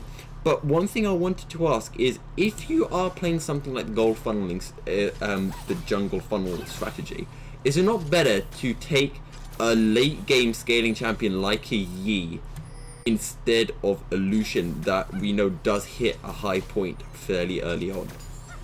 I guess they're just going to be looking to end this right at around 25 minutes, where Lucian starts falling off a little bit. This does, having Lucian and using his ultimate to take Baron could actually be a way to cinch out the game. If they take Baron early on, they might be able to just push in and use just this incredibly fed Lucian to burn through anyone who tries to stop them. Mini taking a fair bit of damage in the bot lane, and I just feel like Rise support, okay, you do have your Rune Prison, but it's not enough CS, and I think that as soon as Kai'Sa hits 6 and they get off a little bit of damage onto Rise, she'll just be able to ult in and pick off a kill so quickly. You're absolutely right. I mean, having two mid laners in the bot lane, it's a thing that you see every once in a while in solo queue and such, but it isn't necessarily a strong strategy. It does have a lot of weaknesses there. You know, you don't have the ranged as much. You don't have the sustain you might need. And also, for looking at the funneling comp, like you're saying, Monkholm is able to just go in and freely take Raptors. And the question is, where is this Mountain Dragon going to play into this? Mountain Drag will be incredibly strong for either team, especially Topaz if they want to be taking this Baron like I was talking about. Getting that Mountain Drake would be very, very good for them. And and on a Lucian as well that is being fed up by his Braum, he will deal a lot of damage to any objective. We're just going to have, like I said, I've been saying that a lot, going to have to wait and see wait what and see happens. what's happening, yeah. Because it is entirely unpredictable at this point.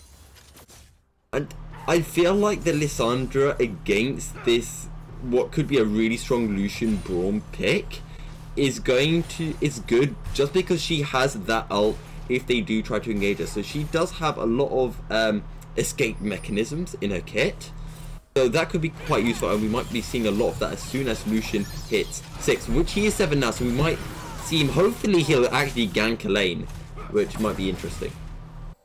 Now right now it looks like, except for mid lane, all the lanes are pretty pushed up by Topaz, which doesn't give Monkholm, or rather not Monkholm, but Sensational a lot of opportunity to get a really good gank off, but we're just going to have to see if they can play this out. Right now it looks like Monkholm is looking at this drag. He wants to take it, and his bot lane, they're going to be trying to push up a little bit to give them an opportunity to go and take it. And just want to mention that Sensational on that Lucian currently with 93 CS, which is a lot, as Zoe almost hits the trouble bubble onto Monkholm. And Lissandra is going to rotate up top after Braum back. Braum only on 23 CS and has only been able to upgrade his relic shield item and purchase that null magic mantle. If we compare CS numbers here a little bit though, 94 CS versus 55 on Monkholm. But if we look at the mid lane CS, oh, and hold that thought for a sec, because bot lane we're going to have a fight. Right is trying to ult out of it, but is going to die. A good engage there from Monkholm and a great glacial prison. Prison. So that opens up just so much damage for the team to be able to follow in against a Kai'Sa that is absolutely devastating, and that is going to give Topaz this area control around the drag. They're probably going to be wanting to go there before too long, but right now it looks like she's going to be farming. So back with my points with the mid lane, if we look at sort of differences in CS, we're seeing 109 CS now versus 59. So that is a 50 CS lead for the Lucian there. He hasn't even been able to back and follow up on that. But let's also look at what's happening in mid lane. It's 28 CS versus 94. And so I don't think that the overall gold difference is enough. So it's going to be kind of rough for them later on. I think that Hydra will be able to have more items later on.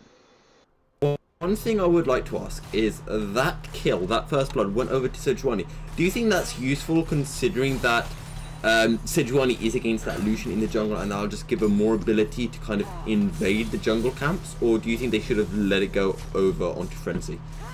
I think that having that on Monkholm will be good because Monkholm is going to be falling behind on gold. because of this funneling composition. So I think that she is going to need all the gold that she can get in order to be able to keep up with the enemy jungler. Right. And Braveheart, again, doing fine on 101 CS, so not having... And this is what I've noticed with the funnel strat, especially when I kind of tried it myself once, is the enemy... Okay, sure, your jungler ends up getting a lot of CS, but the mid laner has... You're not contesting the mid laner at all, so they're just able to pick up loads of farm, which is exactly what Braveheart is doing. 107 CS after 11 minutes, practically hitting every single CS available. And having all that CS on Alessandra is very, very powerful. She's a good pick right now. She can deal a lot of damage, and she has that insane root available from her, and the tomb that she has is able to shut down so many different people or can protect her or a teammate. This overall, I think, could be very, very good for Hydra if they can utilize this CS lead in the mid lane properly. And again, I'm just so interested to see how this Braum is going to work out. Because as you mentioned before, Braum Lucian really strong. And although it's not in the bot lane, it is in this jungle mid lane scenario. So maybe come late game it'll be able to work. But again, I'm skeptical. I'm very skeptical. I'd like to see Sensational be able to fight the enemy jungler at some point. And right now, it looks like he's going to be seeing Braveheart. We're going to be seeing quite a fight in the mid lane as Hydra picks up a double. Yeah, and the Glacial Prison going to hit it instantly. And I think I'm slightly behind on the stream. Okay, I'm going to have to work out how to sort that out, because that is not helping, because Frenzy's going to pick up another kill. But I'm guessing you had already seen that about 10 seconds ago. No, I think we're about the same. Honestly, I saw that just about the same time. I just didn't see that there was a fight happening in the bot lane because I don't have good map awareness. But that is just how it is right now. It definitely seems like Hydra is coming out ahead. They are 4-0, and they have quite a bit of gold lead, 21.5 compared to 18.9. That is definitely very, very good for Hydra. Yeah, and 3 kills going over to Frenzy. It was a great Glacial Prison from Monkholm. Jakob Senpai decided, okay, I know Monkholm's there, let's put a ward in. But why would you put a ward in when you know Monkholm's there and could just insta-stun you? Yeah, that did not work out very well for them. You are right there. And now it seems like Sensational is going to be getting the crab, and it looks like they're going to be getting this Mountain Drake finally. No, he is leaving. Possibly he's sort of run around a little bit, maybe trying to get a little bit more vision in that area. He's going to be coming right on top of Joker, who's going to fall very low, but is going to survive. And and here comes the culling from Lucian. It's not going to be enough though. You're carrying the black shield from him. Denies Zoe landing the trouble bubble, or at least getting the sleep effect from it. And Braum, again, Braum just doesn't seem to be able to have that impact with Lucian. Lucian's got the double buff, your Karen's coming precariously close, and the ult is going to miss. The TP's coming in from Van Borg, I believe. Yeah, it is Van Borg, and Rice will ult them to safety. But look at Lissandra, she might actually pick up the first turret in the mid lane. Is it going to go? Yes, it's just gone now. And Sejuani has started the Rift Herald.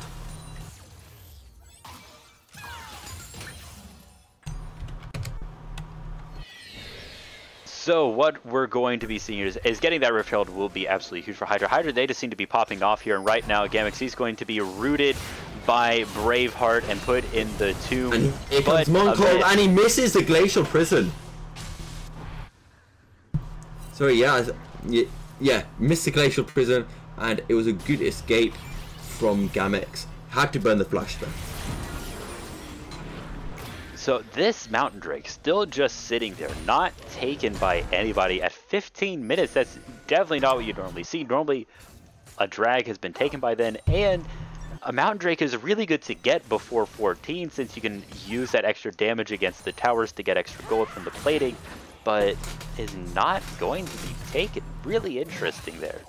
Yeah, as soon as Mountain Drake gets taken, we're going to see the Elder Drake spawn up.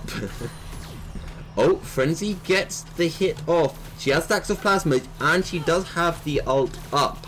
So, the bot lane for Topaz have to be very careful now. However, we're going to have a little fight as the culling is burnt from Sensational, but Braveheart will escape with his life. Low on HP though. If only they had a Karthus 12 right now. I guess so, but now we're going to be seeing that Mountain Drake finally being taken by Topaz here. It's going to give him a little bit of extra damage on the towers and on the Baron. So we're going to see if they are going to be able to utilize that properly. For now, everyone going back to their lanes, and we're just going to be just waiting again, seeing if Topaz can bring back some of the kills. If Sensational can get properly fed, if he can really get his items right now, even though he's sitting on 195 CS, which is the most in the game, he only has his Skirmisher Saber and his Longsword, which means he is sitting on a lot of gold. So if he goes back and buys, he is going to have some more items to his name. But now it looks like he's just going to be pushing in on this tower. But Vanborg is there to answer. However, I am going to say this because I feel like the funnel strategy has already failed. Because Lucian only has 50 CS more than Kai'Sa, but Kai'Sa's 3-0. Kai'Sa already has an item, tier 2 boots, and a pickaxe. So she's pretty much a little bit ahead of Sensational. So the funnel strat means, oh, as a Glacial Prison almost lands on Rise, and then as Rise dodge, it almost lands on Senpai, but it will not land. Your Karen taking a lot of turret hits, and the stopwatch is going to be really clutch, but Senpai will pick up the kill with the empowered auto attack. Here comes Rise with the ult, and it will carry Zoe as well. His mini is very low. The Kaiser's going to lull in. He picks up a double one kill as Monkhorn picks up the single on the Rise. And now they're going to have to run back as Sensational is here on full health. Here comes the culling. Monkhorn will die. What about Frenzy? Frenzy forced to burn the flash, but so will Sensational. And that is a double kill over to Lucian, and he picks up the extremely important bounty on Kai'Sa. And that's sort of the mark there that we wanted to see. Is the Lucian able to fight and kill the Kai'Sa? And by the looks of it, he is, partially thanks to having a smite ability that normally a Lucian would not have. And you know, that's the metric that you want to see, and this is going to even up the game quite a bit. Now it's 3-6. Now Topaz is only 3 kills behind, and 2k gold and 3 towers given. But you know, this may be enough for them to start moving things in their direction. Might get caught out here on the top lane. He's just taken the turret, so he won't take any damage. However, the binding from Morgana will stun him. He's being stunned again by the Q. Lissandra he's just getting perma-stunned here. Kai'Sa can ult in if she wants to, but she will be unable to, and Morgana will pick up that kill. By the looks of it, he is going to die, and now this tower is going to fall. So they essentially just traded off towers there, and you know, GameX did lose his life, which is definitely something that you don't want to happen to you when you're trading towers 1 for 1. It means that you have lost the trade overall. So now it looks like there's going to be a lot of vision control around the Baron area. We're going to be seeing the Sculler fall and lots of wards being dropped in the area, as Syndromet and Sensational may be getting caught out here. Yeah, and the Sejuani coming behind. Does she have the Glacial Prison? She does. She hits the Braum, but Lucian's able to escape. Can he get off the damage? Nah, ulting him, but the Culling's going to take a fair bit of health from Frenzy. The Rune Prison hits Gamix under turret. He's down to about a 3rd HP. Kai'Sa is coming from the back. The Sleepy Trouble Bubble from Zoe does miss, but that's a lot of damage onto Lissandra, and Lissandra will be melted. So now it is, can they siege out this tower and do that little bit of extra damage to take it? It looks like for now they're just going to be trying to get the minions. They do have quite a wave available to them, but there is a lot of wave clear on the side, but the Demolish is going to make sure that they secure that tower. Yeah, and Lissandra had her ult. She didn't ult. As Vanberg gets really low, he does have to pop the ult, so he will not have his ult up now. What are Hydra going to... what are Topaz going to do? There is no Drake. It's up in 40 seconds, and it is another mountain. So if they can get that, that would be really, really good for them. 2 mountain Drakes, they will burn through that Baron. That's an extra 20% damage available to them. It's going to be coming up in just 20 seconds. For now, it actually looks like they're going to be backing and possibly not taking it, or at least Mini is going to, while the rest of the team seem to be going towards the mid lane. And right now, you've got the Kai'Sa 4-1, you've got Lucian 2-0, and when I mentioned that they had failed the tunnel strategy, as soon as that happened, Lucian turned up and picked up the bounty. But here is Yokerin. He has got off the ult onto Syndrome. How much damage will he take? Sejuani's here. She's tanking. She's stopping any damage, more damage from coming onto Yokerin. But Syndrome will die. Sensational. Trying to do as much damage as he can from the backline. But Vanberg will now ult in. Sensational will die. And so is Zoe. Sorry, so is Rise. My bad. Hydra will now be able to pick up the Baron, and that may be the end game condition for them. GameX is trying to at least get a little bit of trade-off by taking a tower or 2 if he can, but that Baron is going to be falling fairly slowly. We saw this in the last game when we had Hydra trying to pick up Baron, going for objective. You just had GameX in the side waves doing his job, picking up the turrets. And then come 10-15 minutes later, all of a sudden that side lane pressure became so crucial.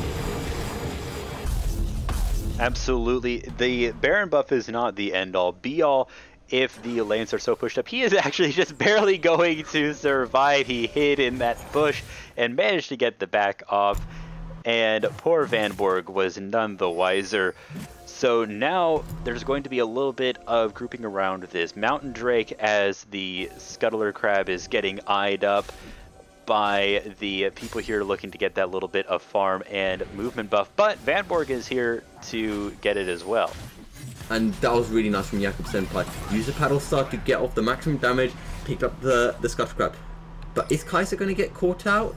No, I don't think so. However, I do feel like this Mountain Drake is extremely important. In fact, 2 Mountain Drakes may have been the best thing that could have happened if you're Topaz, because you have that Gnar split pushing, and he will end up dealing so much damage in the sideways and just become even more of a nuisance than he was in that last game. The Hydra does not want to see that Mountain Drake go to them because of the amount of damage that it would give. And right now, it looks like both teams are eyeing it up for a big fight. And Zoe will be unable to get the damage off. Had to rely on the Luden Splash as Monkholm or Braveheart blocked the paddle shift, or the paddle redirect. So it is going to go to the side of Hydra. Both sides now do have a Mountain Drake. That could be what Hydra needs, especially that they have the Baron buff, doing that extra damage. Here comes the Glacial Prison. It's going to land on the Broom, and Frenzy will pick up another kill, and he is starting to really pop off. Zoe trying to do as much damage as she can from the side, but she just can't quite get in there. You've got the Sejuani, you've got the Morgana, who are just able to tank that up, as she does hit the Sleepy Trouble Bubble onto Morgana, and does land the paddle star, but it is after the sleep wears off. GameX was just looking for an opening there. Oh, here comes Braveheart. He gets the engage and the ult. Lucian uses the culling. Will he be able to kill the Aatrox? The Aatrox did burn the ult, so he will survive. That will be Rise falling from the side of Topaz. Here comes Zoe. Can she get the paddle star off? It's a lot of damage. She gets off the trouble bubble. Really nice play. But will they be able to do it? Lucian with the flash Q. A great little play there from Topaz to at least get them a kill in their favor. You want to be able to trade out as much as you can there, and that is what Topaz managed to do there, but they are pretty far behind in kills, 6-12. But even so, they are keeping up in gold fairly well. They are 4,000 gold behind. You'd think that they would be a little bit further behind with this much of a kill deficit, but that isn't what we're seeing here. So now we're going to be looking at this next drag, which is going to be another Mountain Drake. That's 3 Mountain Drakes in this game so far. that whichever team manages to get their second Mountain Drake, I think could be lined up to win the game. Yeah, and you never know. We might see a fourth Drake as well, which could be an Infernal, and even more damage going over to either Frenzy or Lucian. But Lucian, 3-1, 290 farm, has 3 items, now picked up the QSS, which is so useful against that Sejuani ult, or the Lissandra ult, or even the Morgana Q. But Kai'Sa also has 3 items as well, so not that far behind considering she doesn't have the farm, and her entire goal is just based off her kill. But meanwhile, you have Gnar split pushing now. How much respect will Hydra give him? They're going to have to answer it, because if they do not, that is going to be an inhibitor turret down. But they are really wanting to siege out an inhibitor turret of their own. But it seems like just the 4 from Topaz here are able to get that. Zoe lands the sleepy trouble bubble.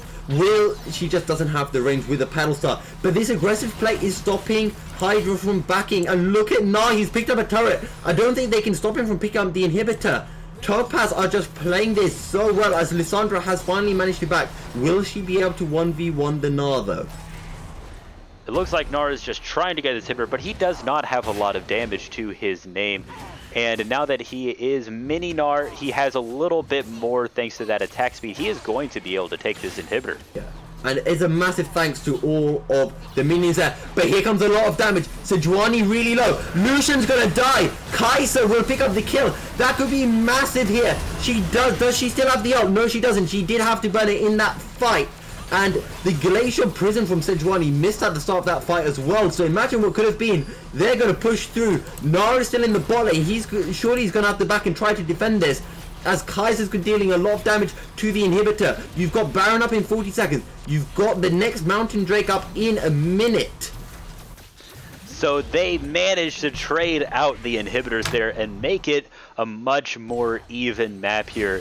And they are going to be looking to get that Baron. It is coming up in just 30 seconds, and they are moving in that direction here. Although it looks like they're going to be backing off for now. But whichever team manages to get that Baron and whoever manages to get that Drake is going to be absolutely huge.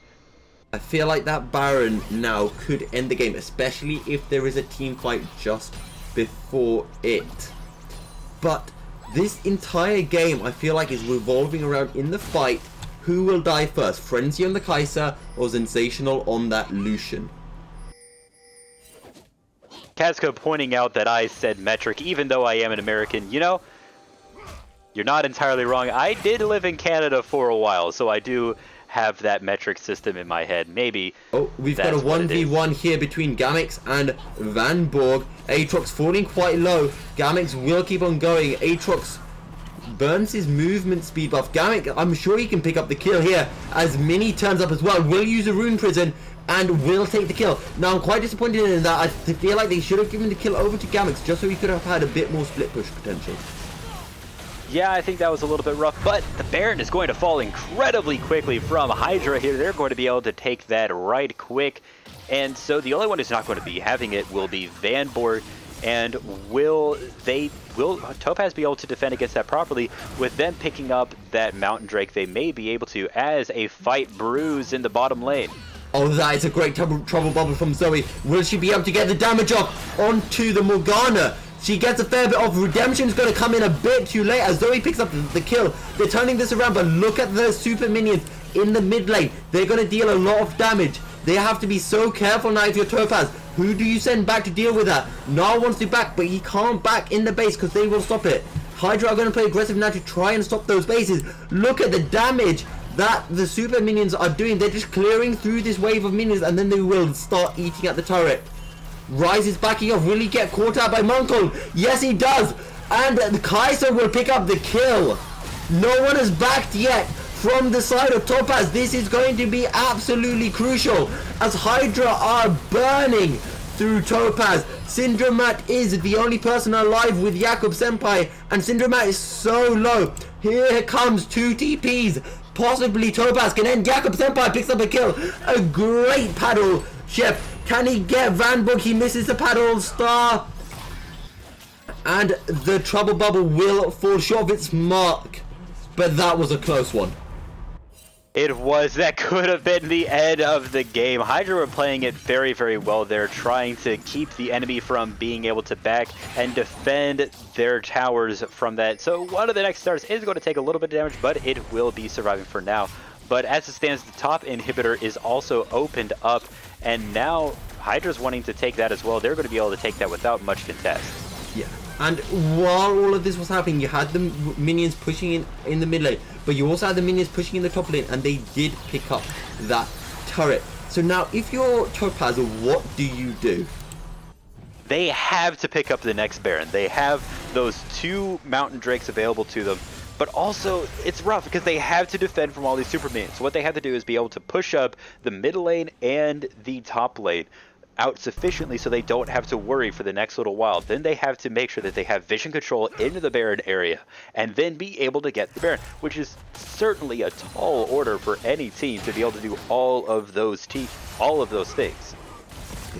And the Gnar split pushing, I don't know, I feel like it's a bit slow. He's picked up that Thorn Mail now, but that's only really going to be useful on Vanborg and the Kaiser as he uses the hop just to get a little bit of damage in onto Braveheart, but it's barely anything. And we're going to be having a Cloud Drake next, actually.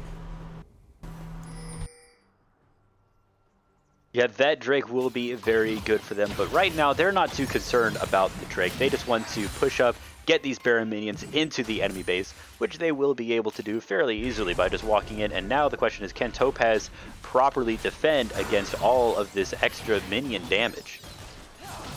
Zoe hits the Trouble Bubble onto the Sejuani. Will she be able to get a bit of damage? No, not really. Born with the shield to stop the Kaiser W. And again, if you're currently Topaz, you have 2 inhibitors down. One of them is respawning right now, but I'm not sure that they're going to be able to defend this. But we will have to wait and see. The Baron buff has expired, but they still won't be able to defend. What are they doing with those 3 wards there? I feel like that's a semi-troll.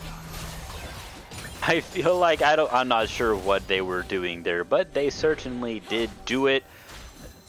For better or for worse, whatever. Right now, it is not looking good for them. They have, if we just look at the amount of vision control that both teams have, Topaz is essentially flying blind. The only real ward that they have up is the ward sitting in the bush way up there in the bot lane. And Hydra are setting up a Deathbrook. Aatrox has that Guardian's Angel, and they're going to back off. I think they were just waiting for the minions. They're not exactly Death Push. Cloud Drake is up in 50 seconds, and Baron's up in 2 minutes. So again, I don't even know if they're going to be able to contest Baron, considering how much far these waves are pushed in from the side of Hydra. They have to be able to get those lanes out to a point where they don't have to worry about them. And if we just look over at the top lane, it has been pinged, but they're already pushed into Inhibitor, although Inhibitor is already down, so it has to be answered well, and that's going to pull people away from the bot lane. Yeah, and how do you defend with all of this? When you have 2 waves coming in, Lucian's trying to deal with that top wave, but he's the strongest member on your team, as Monkholm will pick up the kill on Mini. Here comes Gnar, he gets a 4-man stun, but will that be enough? Lucian's a bit late to the fight. He does have the culling available, but he will have to wait for a more opportunistic moment to go for that. Monkholm gets caught out under turret, manages to dash out, but will take a lot of damage from the Zoe combo. Right now, it's just a lot of damage changing across these teams here. Hydra is just looking to stall out and let those minions push in. It is Gamex who is there to defend them. He does have that wave clear for him, so he is going to be able to keep his turrets alive for now, but they are looking worse for wear. You have this 3v5 in the bot lane now because Gnar is forced to stay and defend. And do you think it's better to have the Gnar defending than the Lucian? I think so. Lucian is their big source of damage right here. Gnar, he's mostly good for being able to clear waves very quickly. We know he is sort of that split push right now. And since he has burned his ultimate, he isn't going to be able to help his team a whole lot. Vanborg fell incredibly low there, but he is going to get away with less than 100 And look health. at this, we're getting a TP further up in the bot lane from Gnar, and now he's backing. Okay. Is a little bit odd. It seems like he would wait for Vanborg there, but he doesn't really even see him, so he just backed off. He maybe had an idea. Do you think that's because you can't cancel the teleport anymore? I think that may have been what that was. He may have decided like, hey, big play, I'm going to get behind them and take them out. But then once he got there, he realized, wait a minute, I really need to not be here. I need to be defending. They're not even going to come up this far. And they didn't. But now they're going to be looking to pick up their third Baron buff. The inhibitor is respawning soon, so this may give Topaz the chance to contest it. But you can't really contest when you have a Kaiser who's so strong and a Mountain Drake on their side as well. And the Baron will fall so quickly. And that's the third Baron over to Topaz. Over to Hydra, sorry. Pardon me.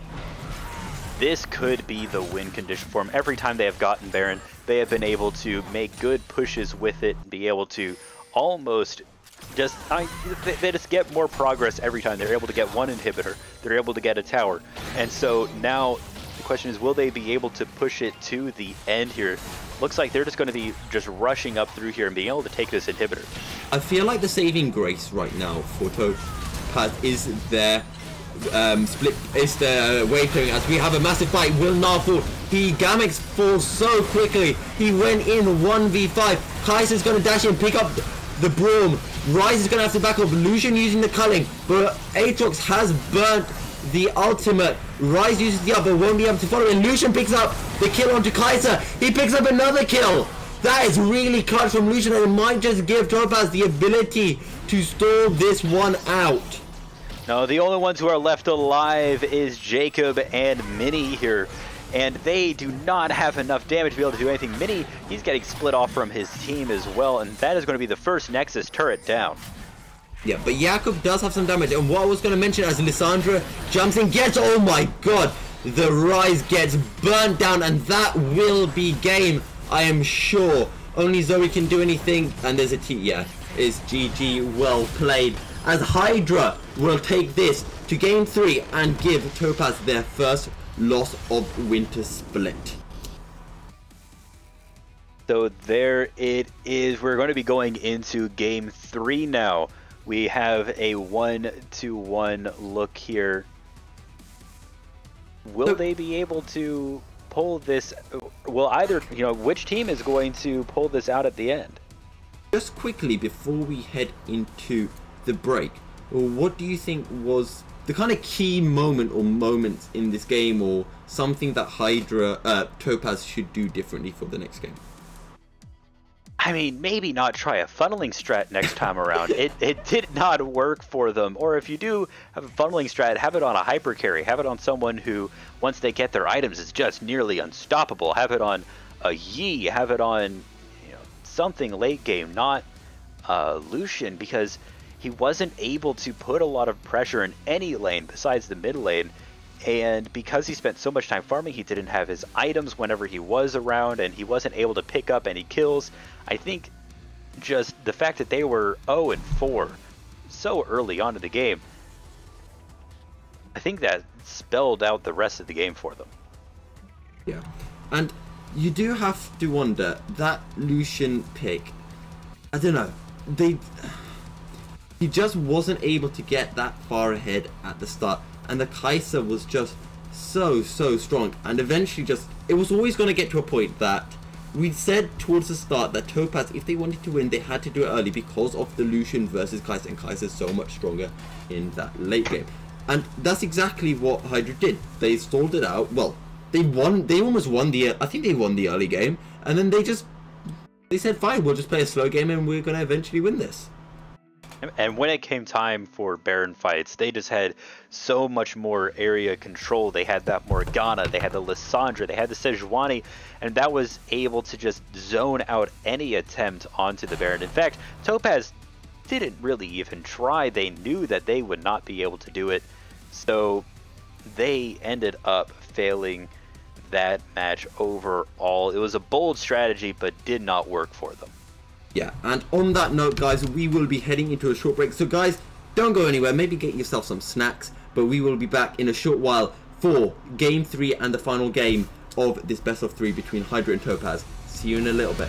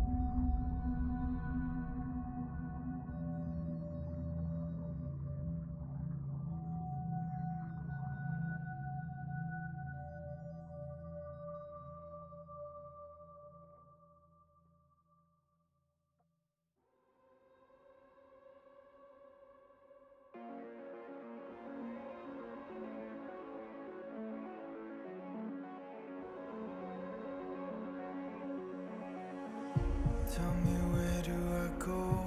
Tell me where do I take us? Your heart is starting to slow. May the water be safe as I dive in. Bloodstains washing underneath brown waves. I'll be reaching out to keep you safe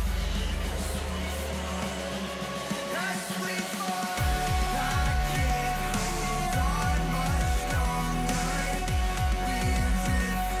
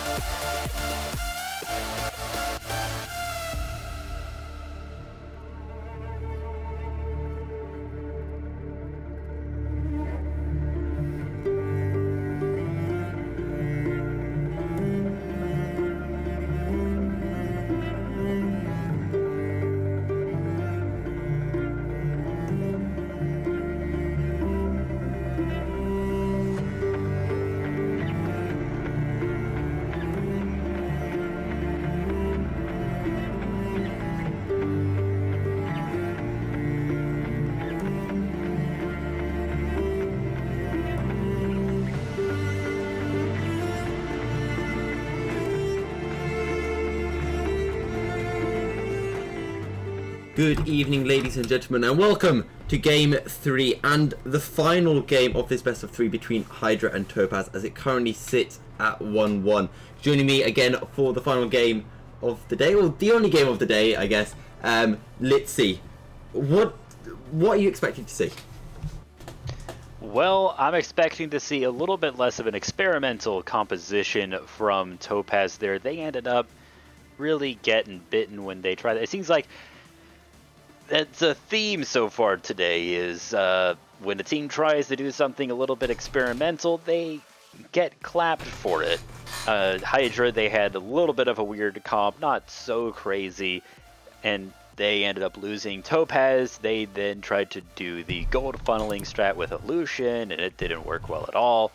So we're just going to have to see what they decide to do here. Probably both teams are going to do something normal, because that is what has worked for them both times now.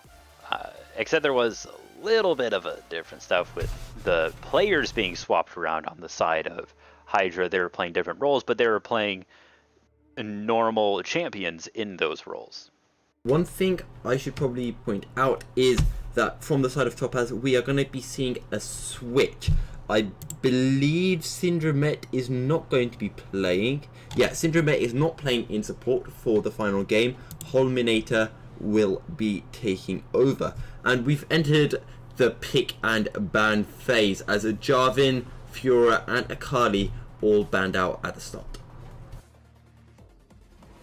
Yeah, so, I mean, that's what we've been seeing. That's what we expect to see, that Jarvan, he's out of here. We know that we have some very good Jarvan players on this entire league and very good Camille players, so seeing that get taken away. And we also know that Braveheart is a very good Fiora player, so not a surprise to see that. What we are seeing is Hydra is finally getting rid of that Gnar. They decided that that has been one of the best things from Topaz, even when they have one, is just that split push, constantly putting pressure on those towers, and Gnar is the one who is doing that, so they have decided to take that away.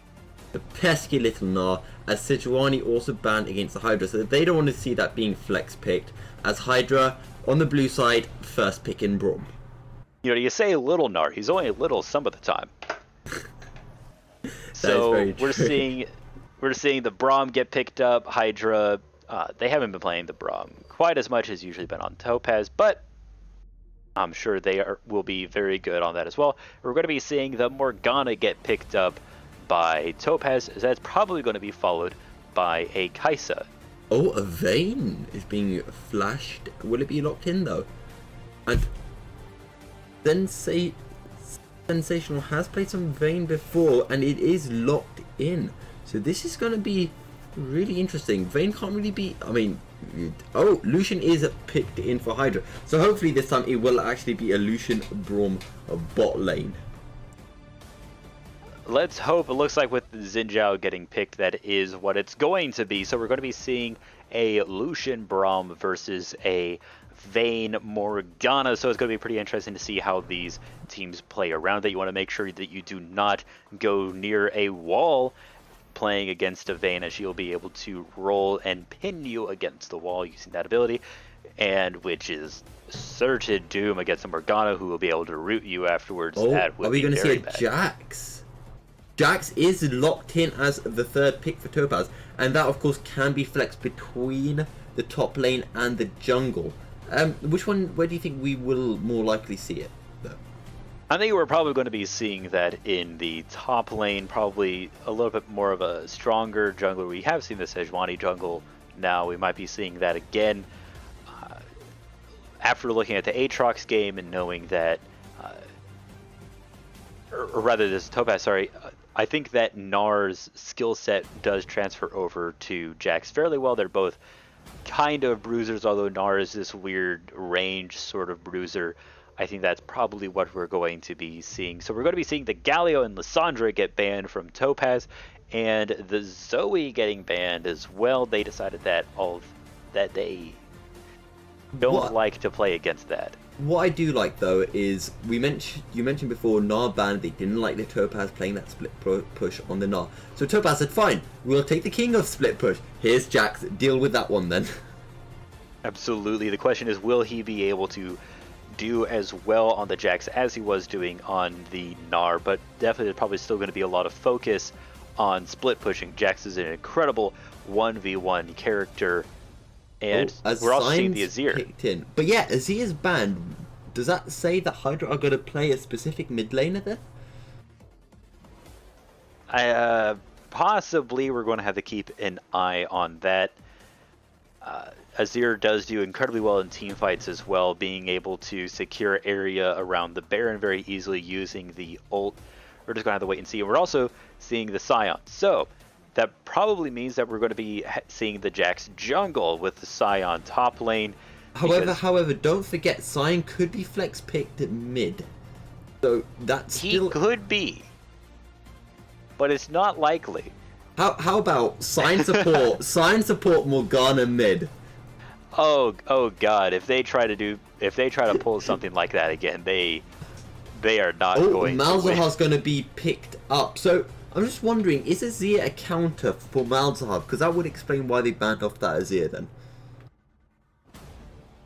That would definitely make sense. And also, what's going to be interesting now to see where this Jax goes. Jax does counter Urgot pretty well since he is able to parry a lot of the damage from the spin around from Urgot. And we're also going to be seeing the Cassiopeia.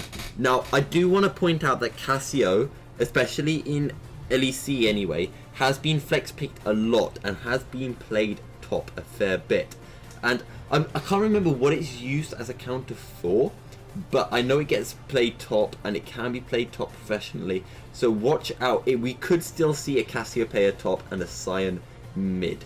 I mean, she would do incredibly well against any champion that relies on dashes or jumps because she is able to use that miasma to keep people grounded and not be able to engage or disengage. So against any sort of mobile top laner, that would certainly make a lot of sense. But against an Urgot does have one dash and a flip, which is a good engage, but that's the only one we see.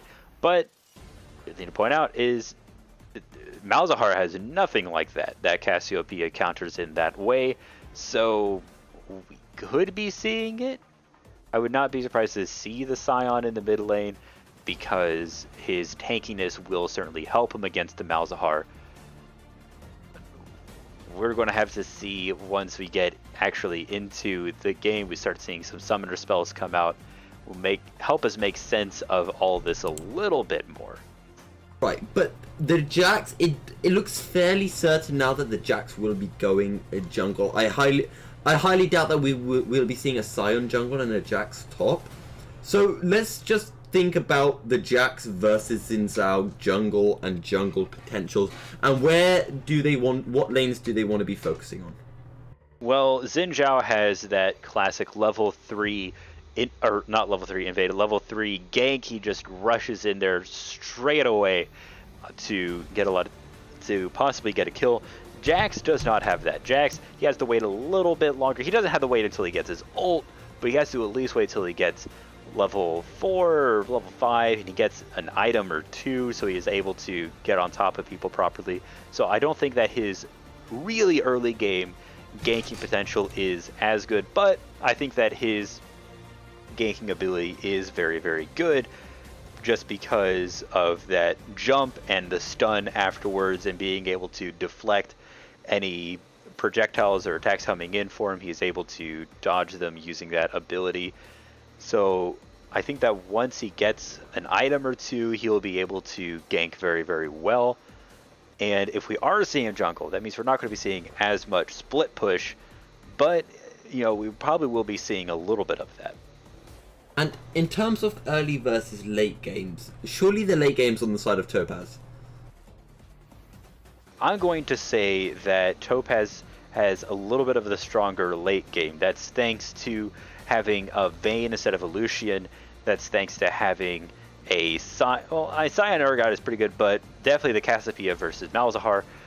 Malzahar falls off a little bit late game once people pick up Quicksilver sashes and things like that to be able to escape his ultimate. And of course also the Jax Zinzao. Jax, I don't know, I just feel like when Jax gets late, there's almost nothing you can do against him. Even in a 2v1, sometimes he just melts you. Absolutely. Once he starts getting that passive proc off, that is incredibly powerful. And like I said, it's that 1v1 situation. You really have to engage Jax as a team if you want to be able to kill him. If you do, he is fairly easy to kill. Once that dodge is through, he can only attack one person at a time, and if you just burst him down fast enough, he'll die. So it's going to be interesting to see how Hydra deals with that. So again, from the side of Hydra and Topaz, which lanes should each of the junglers be focusing? With this setup here, I'm thinking that bot lane is going to be really important here. Getting that Vayne ahead is going to be huge for Topaz, and making sure that Vayne doesn't get ahead is going to be big for Hydra. And also, if we look over at that mid lane, Cassiopeia is an incredibly powerful pick later, or incredibly powerful later on into the game. She starts really just doing a lot of damage. Her ult is huge, so I think that's where the focus is going to be, is in that mid and bot lane. And of course, Lucian is just so strong early game, so we would be expecting to see the Vayne and Morgana being properly pushed in, which I guess might make it a little bit harder to gank if you are Hydra, but much easier if you are the Jax with Topaz. That's right, you gotta keep an eye out for that. And also, the Urgot can be very, very good in teamfights. If he manages to land his ultimate, it will fear all enemies around him. But I think that Sion fares pretty well against an Urgot, is able to just tank through a lot of what the Urgot is doing, and is able to poke him thanks to Sion's E ability, being able to push those minions forward. So we're just going to have to wait and see how all that turns out. If a lot of this is just down to skill. A lot of these matchups here, we can't always just say, this will happen because this champion is good in this way. A lot of it really comes down to what the characters can play, what they are capable of on those heroes. So if Hydra just does really, really well with their Lucian, the Lucian can become more powerful than a Vayne, even in late game. So we're just going to have to see how all those things fare.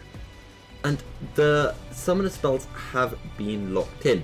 Both top laners going with the teleport flash, of course junglers have gone with the smite and flash. Both ADCs flash and heal, and both support flash and ignite. However, the difference is in that mid lane. Vandenborg on the Malzahar has gone for the TP, but Cassiopeia has gone for the heal. Now, if you're playing against a Malzahar, I always kind of thought that the item you want to take is more like a cleanse or even an exhaust. Absolutely, having that cleanse available to you, being able to get away from his ultimate is great, but I mean, having that heal is useful. It gives you that extra sustain in lane that we were talking about, and it's interesting that Malzahar isn't going, neither of them are going Ignite. Instead, Malzahar is going to be running the TP. We've been seeing that a little bit. This matchup so far is having a TP on the mid laner, so they have that little bit of extra map mobility, map presence, able to contest drags, or being able to jump into the enemy base whenever the Nexus towers are being hit. Things like that make teleport very, very powerful, even though it was nerfed not too long ago. One thing I find interesting is that if you're Hydra, you have no real tanks on your team. Sure, Braum can go tanky, but he's not an out-and-out tank like Sion is, like even Jax can build into a tank. So I just feel like that the Vayne has a bit more peel around her. While if you are the Lucian on Hydra, if you are Frenzy, I would have wanted a bit more kind of peel around me, few more players to be able to play around my Lucian. I think you're right. It's going to be interesting to see how they're able to work around that. Will they be able to drag this on a little bit later where the tanks aren't as much of a problem? Or will they end up just not being able to do it? That's going to be decided in the game. For now, everyone is loading in as we are going to be starting the game very, very soon. So things to watch is going to be that top lane. If that Scion can get ahead, that's going to be great. This mid lane is going to be important too. Cassiopeia fed is very, very powerful. And of course that bot lane. Watching a Vayne is always just so much fun. And watching Lucian is great too. Those are both very mobile ADCs. So if they can just pop through that, then... It's probably also worth mentioning just to watch out for Van Borg once he hits level 6, trying to TP in behind or one of the side lanes and just instant ulting either the Lucian, Vayne, or, you know, Sion or Urgot. Let's just keep an eye on all of that right now. The teams are buying their beginning items and going to be going to their spots. Are they going to be looking to invade? Are they going to be looking to get an early kill? Right now, it looks like Topaz is looking for the invade. Yeah, grouping up as 5, and they're going to go for that blue buff. Xin Zhao has started Hail of Blades. I always thought you went press the attack with Xin Zhao. So that's, I don't know, I feel that's slightly weird. Also, Jack's going press the attack, which it does work, but I think that usually you take Conqueror. Actually, I'm not sure, you get your press the attack off quite quickly. But here they come, and the Morgana Dark Binding will miss its mark because no one is standing in that river brush, in the pixel brush. And that is the failed invade. If there was someone in that bush, it would have been a successful invade. But for now, everyone's just going to be going back to their respective spots. They know. In fact, Xin Zhao is actually going to be going towards the red buff now. He decided to get that instead. Maybe that's to throw off Mini, making him think that he is getting the blue buff now might affect any sort of invade that Mini wants to do. Yeah, and both junglers starting with the red buff, which, I don't know, most junglers do prefer starting with the red buff unless you're something that is extremely mana dependent like the Karthus or a Nocturne or even something like an Amumu. And also having a two people, aka the bot lane, able to help you leash is very, very nice for junglers. So sometimes we see a red and blue buff start, but for now, right now it's going to be both the reds, which is going to give the Topaz bot lane a little bit of time to farm, but Monkholm is looking for that gank. And he's just sitting in that river brush right now. But he's going to get hit straight away by the Dark Binding, so a great skill shot landed there by the Holminator. Actually, that's a really cool username. I do like that. But yeah, that was a great Dark Binding, shut down any sort of gank that Monkholm wanted to do there. And now they're just going to let themselves be pushed up under tower. Braum and Lucian, they aren't powerful enough to fight underneath the tower, and so they know that they're just going to last hit these minions and get that little bit of gold there and just try to stay even on CS.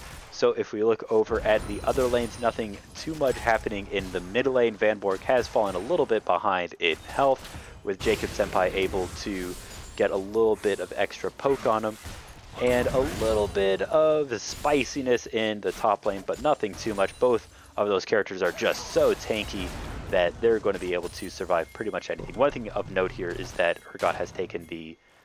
is Mini going to get caught bubble out here? He did try to invade the blue jungle, but Braveheart turned up very quickly, and he's going to back inside the Baron pit. So a little bit of a failed invade there, but that's just how it's going to be. But yeah, the Unsealed Spellbook, going to be pretty interesting to see what Braveheart does with that, whether he trades out his teleport for something like Ignite. Will be something to keep an eye out for, but for now... and look, mid lane, Jakob Senpai getting off the Twin Fangs. One more Twin Fang might have just done it. And that's the point where he wishes he had the Ignite. Yeah, the Ignite would have secured the kill for him there, most likely, but for now, he's just going to be content with having a little bit more lane priority. But Malzahar running a teleport, he's able to get right back to lane and being able to contest those minions. Yeah, and I do find this interesting because again, it's another Cassiopeia that is going for the Arcane Comet over the oh, what is it called? I can't remember. But look, bot lane, Holminator very low. Will he be able to survive? The Ignite will tick on him as the Dark. I don't think the Black Shield actually defends against the Ignite, does it? No, it does not. But for now, you know, you just gotta keep an eye out for that. Holminator is going to get away and be able to back. So for now, Jokerin's looking for that invade sensational, trying and to they're going to alive. get the root off as the concussive blows does get the stun, but here comes Jax. Lucian forced to burn the heal. Can Frenzy get the damage? Jax has been stunned. Oh, and that is a really nice play from Vayne. Actually, I think Jax pulled off the smite, but Xin Zhao picks up the trade kill onto the Vayne. Brum too far back. He does have flash. He could go for the cheeky flash Q, but he's not going to do it.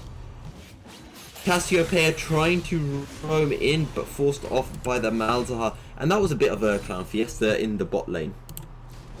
Yeah, I'm going to say that Hydra definitely came out ahead there, ended up getting 2 kills. I think that is a little bit overstaying your welcome. You know, you get the kill, you should back off a little bit sooner, or maybe if you back off before you get the kill, if your Topaz there just being happy with keeping your ADC alive, but ended up getting a little bit greedy there, ended up 1 kill behind. Also, one thing to note, as of just like last game, we're going to be seeing the Mountain Drake as the first dragon.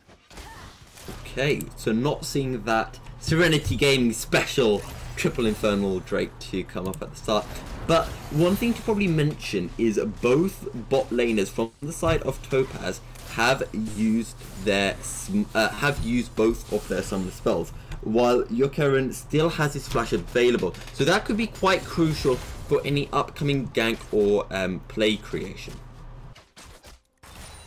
So we're just going to have to keep an eye on that. For now, it looks like Urgot is able to push up that top lane a little bit, but with GameX there is able to keep any sort of damage on his tower from happening. And if we look at the bot lane here, it's more of the same. Once again, Sensational just getting those last hits, trying to just stay pushed up a little bit, which will create opportunities for his jungler to come in and to help protect him from getting ganked. But Malzahar is 6 and he's roaming down bot. Topaz do not have vision in any of those bushes, although Sensational puts in a ward. Lucian is looking to possibly collapse on that. And they do force Vayne off from taking that control ward. And that control was a little bit of a bait there, but it didn't get the fish. Vanborg just, you don't have any sort of engage as Malzahar. You have no sort of dash to get in on top of people. So yeah, Sensational was able to just get away as soon as he saw Vanborg come out from the bush. And again, Lucian, considering that he's playing Lucian, he's not that far ahead of the Vayne on CS. He does have 2 assists though, while Vayne just has 1 death on him. But the Dark Binding lands from Holminator. Jax trying to sneak in from behind, but I don't think they'll be able to get it. Will Frenzy be baited in? No, there was a ward there spotting out Mini, so they know he is in that bush. Oh, my bad. I missed that, I think. Is that a fresh ward? Yeah, it's fairly fresh. They put that in 20 seconds ago, so. I don't think that Topaz had any way of knowing that it was there. I think it was put in when they didn't have any vision of it, but that did definitely help out Hydra there, making sure that they didn't get a little bit too aggressive and try to take something that they had no right doing. I feel like Frenzy was almost about to go in with the relentless pursuit, but made the sensible decision in the end and backed out of it. So for now, looks like the dragon is going to be started by Mini. We've got a bit of an engage on Sensational in the bot lane, but it's just going to end at that as he is now on half HP. However, Brum has ult, so we could see a little flash ult, cheeky little play, but Sensational giving a lot of respect to the Brum. I mean, he does have that role available to him, so if he saw the ult coming in time, he might be able to dodge it and this drag is going to fall to Mini being able to solo drag as he is Jax. So that is going to be pretty good for the side of Topaz there, wanting to get that little bit of extra turret damage on there. And both junglers giving away their blue buffs, which is extremely useful to both Malzahar and Cassiopeia, just being able to spam your Twin Fang and Noxious Blast if you're the Cassiopeia.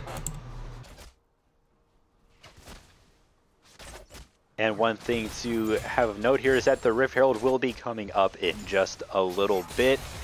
For now, let's look at some CS numbers. So the top lane is ahead a little bit by just 6 CS, and now it looks like Munkholm is going to be starting the Rift Herald. So he decided, if I'm going to lose drag, I'm going to get the Herald.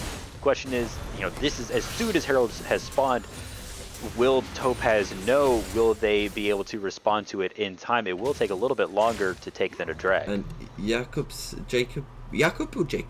I'm going to say Jacob. Jacob. I'm going to say Senpai, just so I don't know, until I get clarification on that. Senpai! Wait, yeah. That's a I was just reference. wondering what that scream was. As Mini turns up, can he get the smite? He steals the Rift Herald. But there comes the suppression from Mini. Can Mini at least pick up the Herald? Oh, he's able to get the heal off, but Munkholm will pick up the kill. Can he possibly get something onto Senpai? He will get the knock up on. The Petrifying Gaze is burnt from Senpai. But again, watch Hydra just guard this Rift Herald thing. Is about to expire soon. And I'm surprised Jax didn't sacrifice himself just so he could actually pick that up.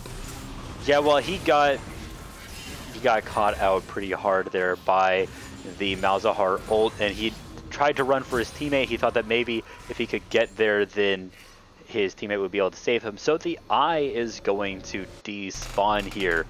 That's pretty big.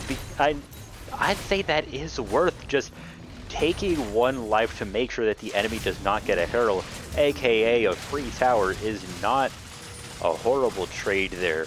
So I'm going to say kudos to Mini being able to stop that. Yeah, it was a really good smite steal. And guys, let's see some noise in the chat. Come on, we want to see your predictions. Who is going to win this final game and the best of 3 series? But here comes Braum. He's got the ult. He misses the ult. Morgana has the Dark Mining. Lucian tries to burn the culling, but he's not going to be able to get off the damage.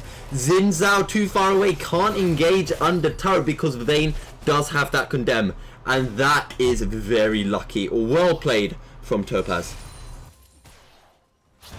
Absolutely, and now if we look at the middle lane, nothing too much happening there. A little bit more excitement in the bot lane. Munkholm and Mini are both there. They want to have a little bit of a fight. Look at this. Jax is going to get the stun onto Frenzy under the turret.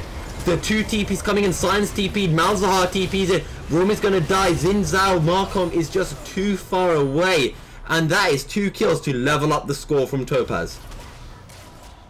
So now that is looking pretty good for Topaz. 3-3, although they are a little bit behind in gold. It's 21-19.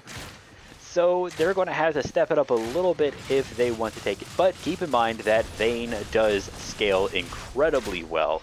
So the Lucian is going to be falling off before too long, and that is going to be Vayne's time to shine. Vayne has bought that Blade of Ruin King. Lucian has a Blade of Ruin King as well, so they are pretty much at the exact same gold, although Lucian does have an extra pair. He does have a pair of boots. But yeah, we will have to watch out for the late game, because we mentioned in the pre-show how much stronger Topaz are in that late game. So now just a little bit of defense on this tower here. Urgot has been able to take out all but one of the platings here. He does have a lot of damage against towers thanks to his shotgun legs and that little spin move that he can do. For now, he's going to get knocked up by Game And X. look at this, Jax is turning up, Mini's turning up. He will be able to get the CC. Braveheart does have his flash. He burns the flash. Jax jumps in. He gets the stun. Jax has not used the ult. Sion, oh, there's a clutch stopwatch, but Sion will get the hit with the decimating smash. And that is another kill going over for Topaz. Can they snowball this now? Jax is 1-1-3, and if Jax can get ahead, I think everyone knows all too well how strong he can be. As the petrifying gaze from Senpai in the mid lane will fall short of its mark on Vanborg. Yeah, the stopwatch does not work against Decimating Strike. It's this long charging ability, and if he can time it right, then he is going to hit you with a lot of damage from that. And that is exactly what happened there. And the Urgot doesn't even have any mobility, so that after the stopwatch he can try to dash out of it. There's too much of a casting time for his disdain, the E. So he was always going to get caught out by that. The flash was already burnt, so even if he didn't have the opportunity to flash as soon as he came out of the stopwatch. So there is Jacob Senpai just spamming those. Oh, we've got a fight in the bot lane. Vayne gets hit by the ult, but the Black Shield will stop anything from happening there, and Braum will probably fall. The Condemn does land, and the Dark Binding will let Vayne secure a double kill. And she's 3-1 now, and you have to feel that the game is running out of Hydra's grasp. I mean, once that Vayne starts popping off, that is going to be huge. And let's look at the gold lead again.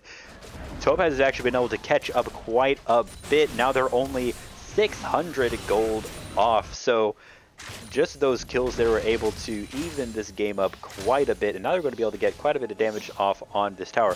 And to talk about that Condemn, it is such a powerful ability. Mini trying to get a pick onto Vanborg here. He knows that Xin Zhao's top, which will just allow him to push, but here he goes. Oh, Malzahar gets the suppression under the turret, but Jax is able to escape. How did he escape so quickly? No, I think Malzahar must have died to the red buff burn, and that's what cancelled the suppression so soon.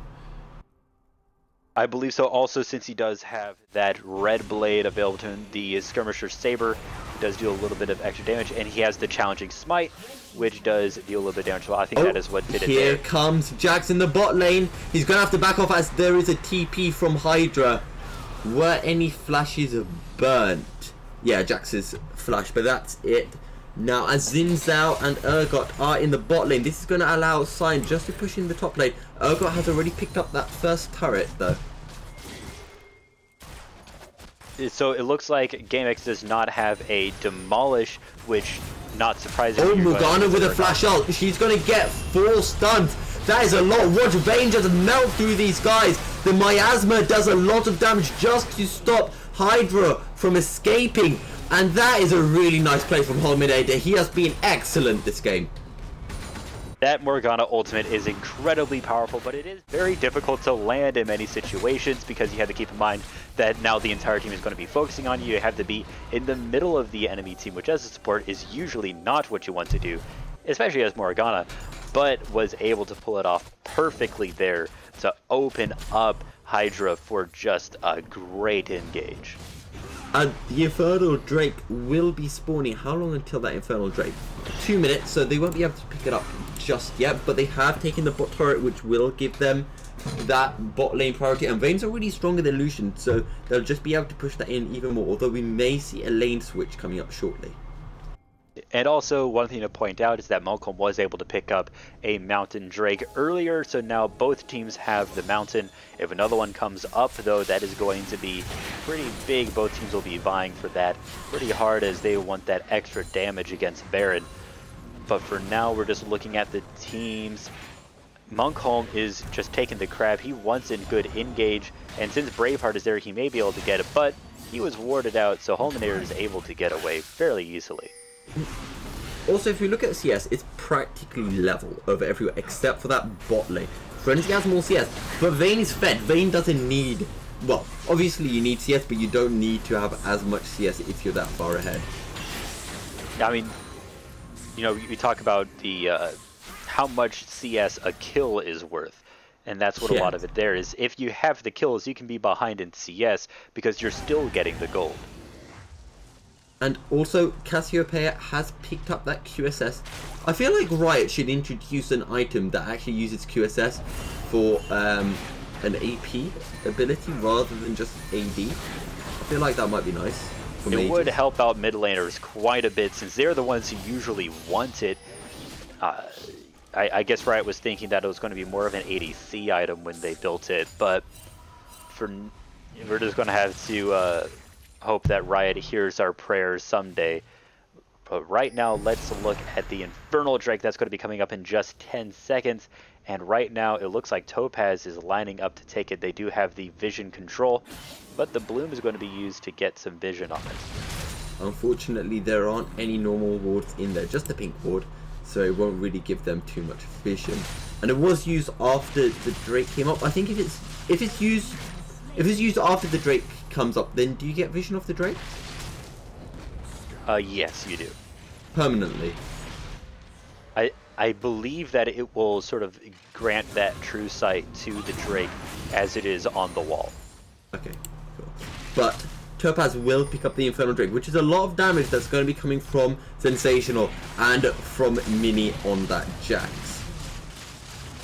But now we're going to get a little skirmish in the top lane. No junglers around, so this will be a pure 1v1. And Braveheart is losing this. He gets knocked up. Gamix does have the ult, so watch out for that. The unstoppable onslaught is started, and Braveheart will flash to dodge. I think that's worth it, an ult for a flash. I mean, ult is... most ults are on a much lower cooldown than a flash, so absolutely that is something that you want to be willing to trade there. It's interesting that GameX is going to back. He's just going to buy some items and whatnot. He does now have the Randuin's Omen and the Sunfire Cape, which is going... that Sunfire Cape increases his split put potential by quite a bit.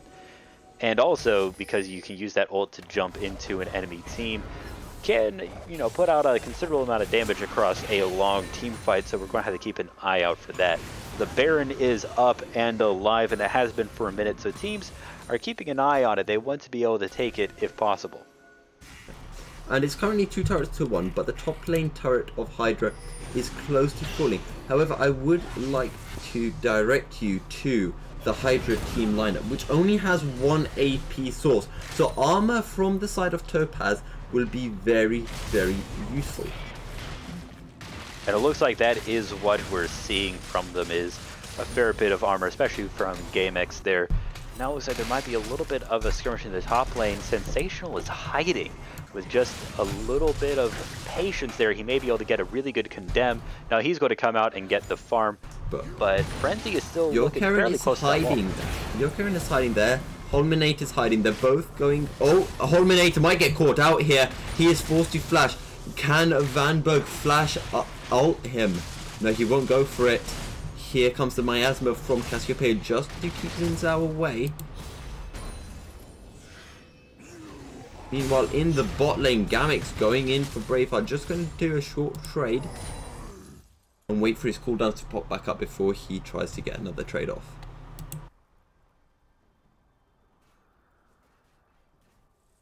So this is looking fairly good for Topaz here. They are able to get away from that fight pretty well and not lose anything, although it wasn't looking good for them. And let's just keep an eye open on these lanes here, because just any one mistake from either team could be quite a big boon for them. And they're looking at this Baron, they're trying to get the vision around it. They have that control word slapped down on it. Joker and Monkholm are running around clearing out vision. They are going to be seen. And again, we're going to see this fight for vision constantly going from one side to the other as they try to do this. And I am waiting to see Gamix pull off that split push. He has played the split pushing style in the last 2 games. So I'm interested to see whether he will do it again. And again, on Sion it works even better because you can ult in towards the Baron. And also, one thing to note about Sion is that you can also ult into towers. Actually, one Sion ult would easily kill that bottom tower. It's almost like a Herald charge sometimes once he really gets ahead. But right now, what he's going to be wanting to do is stop Braveheart from pushing into this bottom turret. He's going to be able to pull that off so easily thanks to that decimating smash. If you're currently Hydra, what do you do? Because the only person who's even slightly ahead is the Xin Zhao with on 2-0-0. But Topaz, you've got the Vayne who's strong, Cassiopeia is strong, Jax is strong, and on top of that, they have a scaling team comp. So what do you have to do?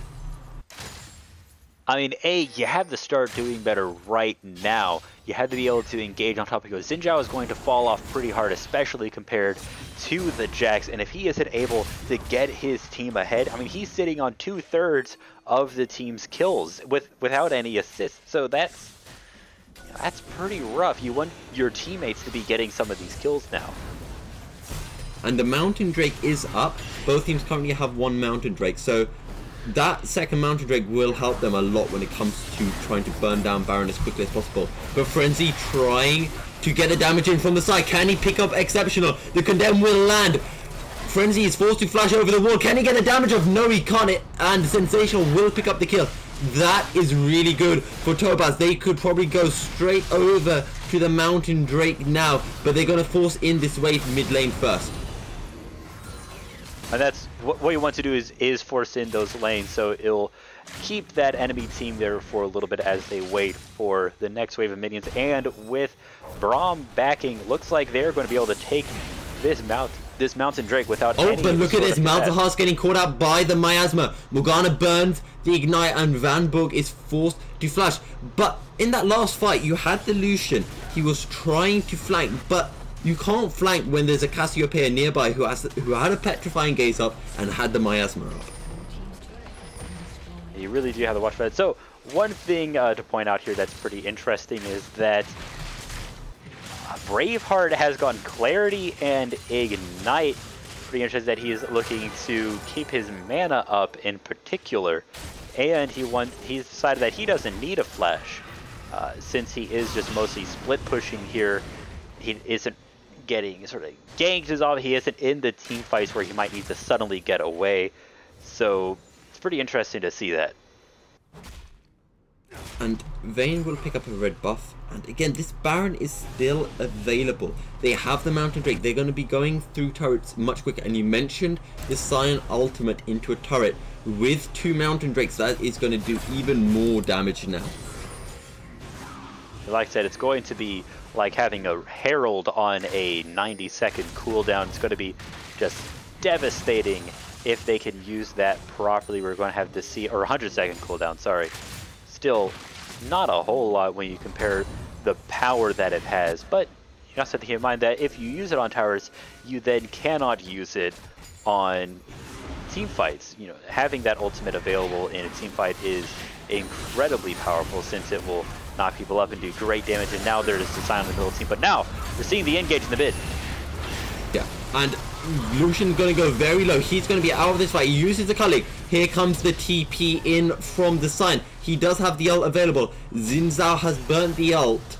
And I think that Topaz will just start Baron now. And then they can literally just go pick up the turret in top. In fact, the minion wave there might do it already. Morgana and Scion just keeping Xin Zhao away from the Baron. And look how quickly they're going through this. The Twin Fang and the Tumble from Cassiopeia and Vayne respectively just dealing loads of damage. Absolutely, there was absolutely no contest there from the side of Hydra. Munkholm knew that he would not be able to jump in there and take it himself. Braveheart was just too far away and had no way to get there, right. And the rest of his team had backed. Now let's just see how much damage this super minion does to the turret, and the turret falls so quickly. That is 2 Mountain Drakes for you. Sion's going to head over to the bot lane. Can he try to catch out the Urgot perhaps? They're all going to back and reset now. Presumably just going to push in the mid lane. They are just dealing no damage to each other whatsoever. It's more just a matter of trying to keep this tower alive for Sion here. GameX, and also since the ZZ Rot portal has been opened, GameX has to, he absolutely has to be here, otherwise it will be taken. Yeah. It's always surprising how much damage those ZZ Rots do to turret. But here comes Jax. They will probably be able to pick up Braveheart. He tries to run. He pops. I thought he used a heal there for a second. But Jax will come in again with another dash. Sion will pick up the kill with a decimating smash. That is what you want to see. I mean, you got to have the Jax there in order to kill an Urgot. Sion is just not capable of doing that by himself. And He just doesn't have the damage. I would actually like to see a 1-3-1 from Topaz. Having the Jax in one lane, Sion in the other, and then you've got your Morgana, Cassiopeia, and Vayne in that mid lane. I just feel like that'll deal so much damage. But here comes Malcolm. He gets the knock up onto Mini. Mini uses the E, but Monkholm will not chase him down. Yeah, Mini, he's pretty confident here. He does have that a little bit of lifesteal. He has that great engage and stun. It's possible he could win this fight, even though he is very behind on health. He's just making sure that he has the minions there, and also... And those three mid just picked up the mid turret, and they're going to head bot now. They're going to try and catch out Monkhold. Fulminator does have the ultimate, and they pick up the turret almost instantly, and a sensational, so much damage from that Vayne. And that is a kill on Xin Zhao from the Vayne. She's now 6-1, and the inhibitor turret is most likely going to fall. Oh, here goes Vayne! And the Malzahar dies instantly. He tried to get a suppression onto Sensational, but it just wasn't enough. That culling did nothing even to the enemy mage. Now that is going to be the second Nexus turret, and this is going to be the game. Yeah, Yep. There's nothing Roman Lucian can do. Lucian has been done via the Petrifying Gaze, knocked back via the Condemn. The turret is going to fall, and that is GG. Topaz will take their third series win of the season, although it wasn't a clean sweep this time. It wasn't a pure clean, but Topaz doing such a great job there. Vayne absolutely popping off if we look at this 6-1. But one thing to keep in mind is that the whole team had kills. It was 2, 2, 3, 6, and 2. And this is compared to the enemy team, Hydra. Only 2 of their players had kills, and one of them was Braum, who is not the person you want to have kills on your team. You want to and he had 50% of the kills as well. He had 50% of his team's kills. And they were not able to do anything to Topaz as they just rushed for the Nexus. And there's just nothing you can do. Vayne is so strong at the minute, I feel. Just burning through everyone. Malzahar tried to get the suppression off as soon as he could, but he was already dead. And the Vayne burn just meant that, again, he died while doing the suppression. But the thing is, even if he got the suppression off and it lasted for longer, you still got the Cassiopeia. It can just use Miasma, and I believe the Miasma cancelled the ultimate. You've got Jax, you've got Sion, you've got Morgana. All of them can just screw with them, essentially. So now we gotta talk about the players of the match. The straw polls are up. Everyone go and click on those. Let's talk first about Hydra. What do you think about them? I don't know. I feel Hydra, again, the current champions, they just haven't quite had it this season. They've had a loss, but their first game, what was it? They tried Ornn Jungle in their first game, and it failed massively on them. And I don't know, I just feel that they aren't quite clicking this season. And again, we've seen it here. They weren't able to deal with a split push from Gnar in 2 games, albeit they did win 1. And in this game, again, it's just not clicking for them right now. So I would have to say that you're right there, but let's talk individuals. Who was, let's say, the most consistent out of Hydra there across those 3 games? From Hydra, I feel like in the first 2 games, Vanburg played really well on that Zoe. Was able to do a lot of damage, albeit in the second game wasn't enough. And I feel like in this last game, I don't feel like the 0-3-1 is reflective of his performance. I feel like there just wasn't anything he can do. Again, Malzahar, you can ult someone, but if they've got QSS, it's over. And a Vayne that is super far ahead is just going to melt you. So for me, from Hydra, I feel like Van Borg was their best player. I think I'm going to have to agree with you there. And if we move over to the winning team of today's matchup, Topaz, I think I'm going to have to say that GameX will be my player of the match. He had, even in the match that they lost there, he was still doing a lot of work on that split push on the Gnar. I think that having the Gnar available to them in the first game, where he could just 1v1 his enemy laner so easily that he was able to put so much pressure in a split lane, I think was a lot of what enabled his team to do so well. Yeah, and if you're able to keep your lane even, I mean, Sion Urgot's a little bit stronger than Sion, but still, you're tanky. Again, you keep it even, you're a little bit ahead, that's all you need to do. And so I do feel like he's probably my MVP of the series. But again, moving over to Senpai. Okay, he had that game against where there was the weird Lucian Braum. Again, I still don't think they intended to go with it. I feel like their Rise was a mispick. I guess we won't find out. But even in that game, he did what he needed to do. He hit pretty much every CS. And as a result, the Braum wasn't able to do anything. The Lucian, they couldn't get any picks off on him, and that was great. Also, Holminator was fantastic. Okay, he wasn't there in the first two games, but this game, he played that Morgana exceptionally well. Absolutely. He was popping off so well, and Sensational did do very well as well, especially in that last game, just absolutely popped off. But I think that was so much because of his support there.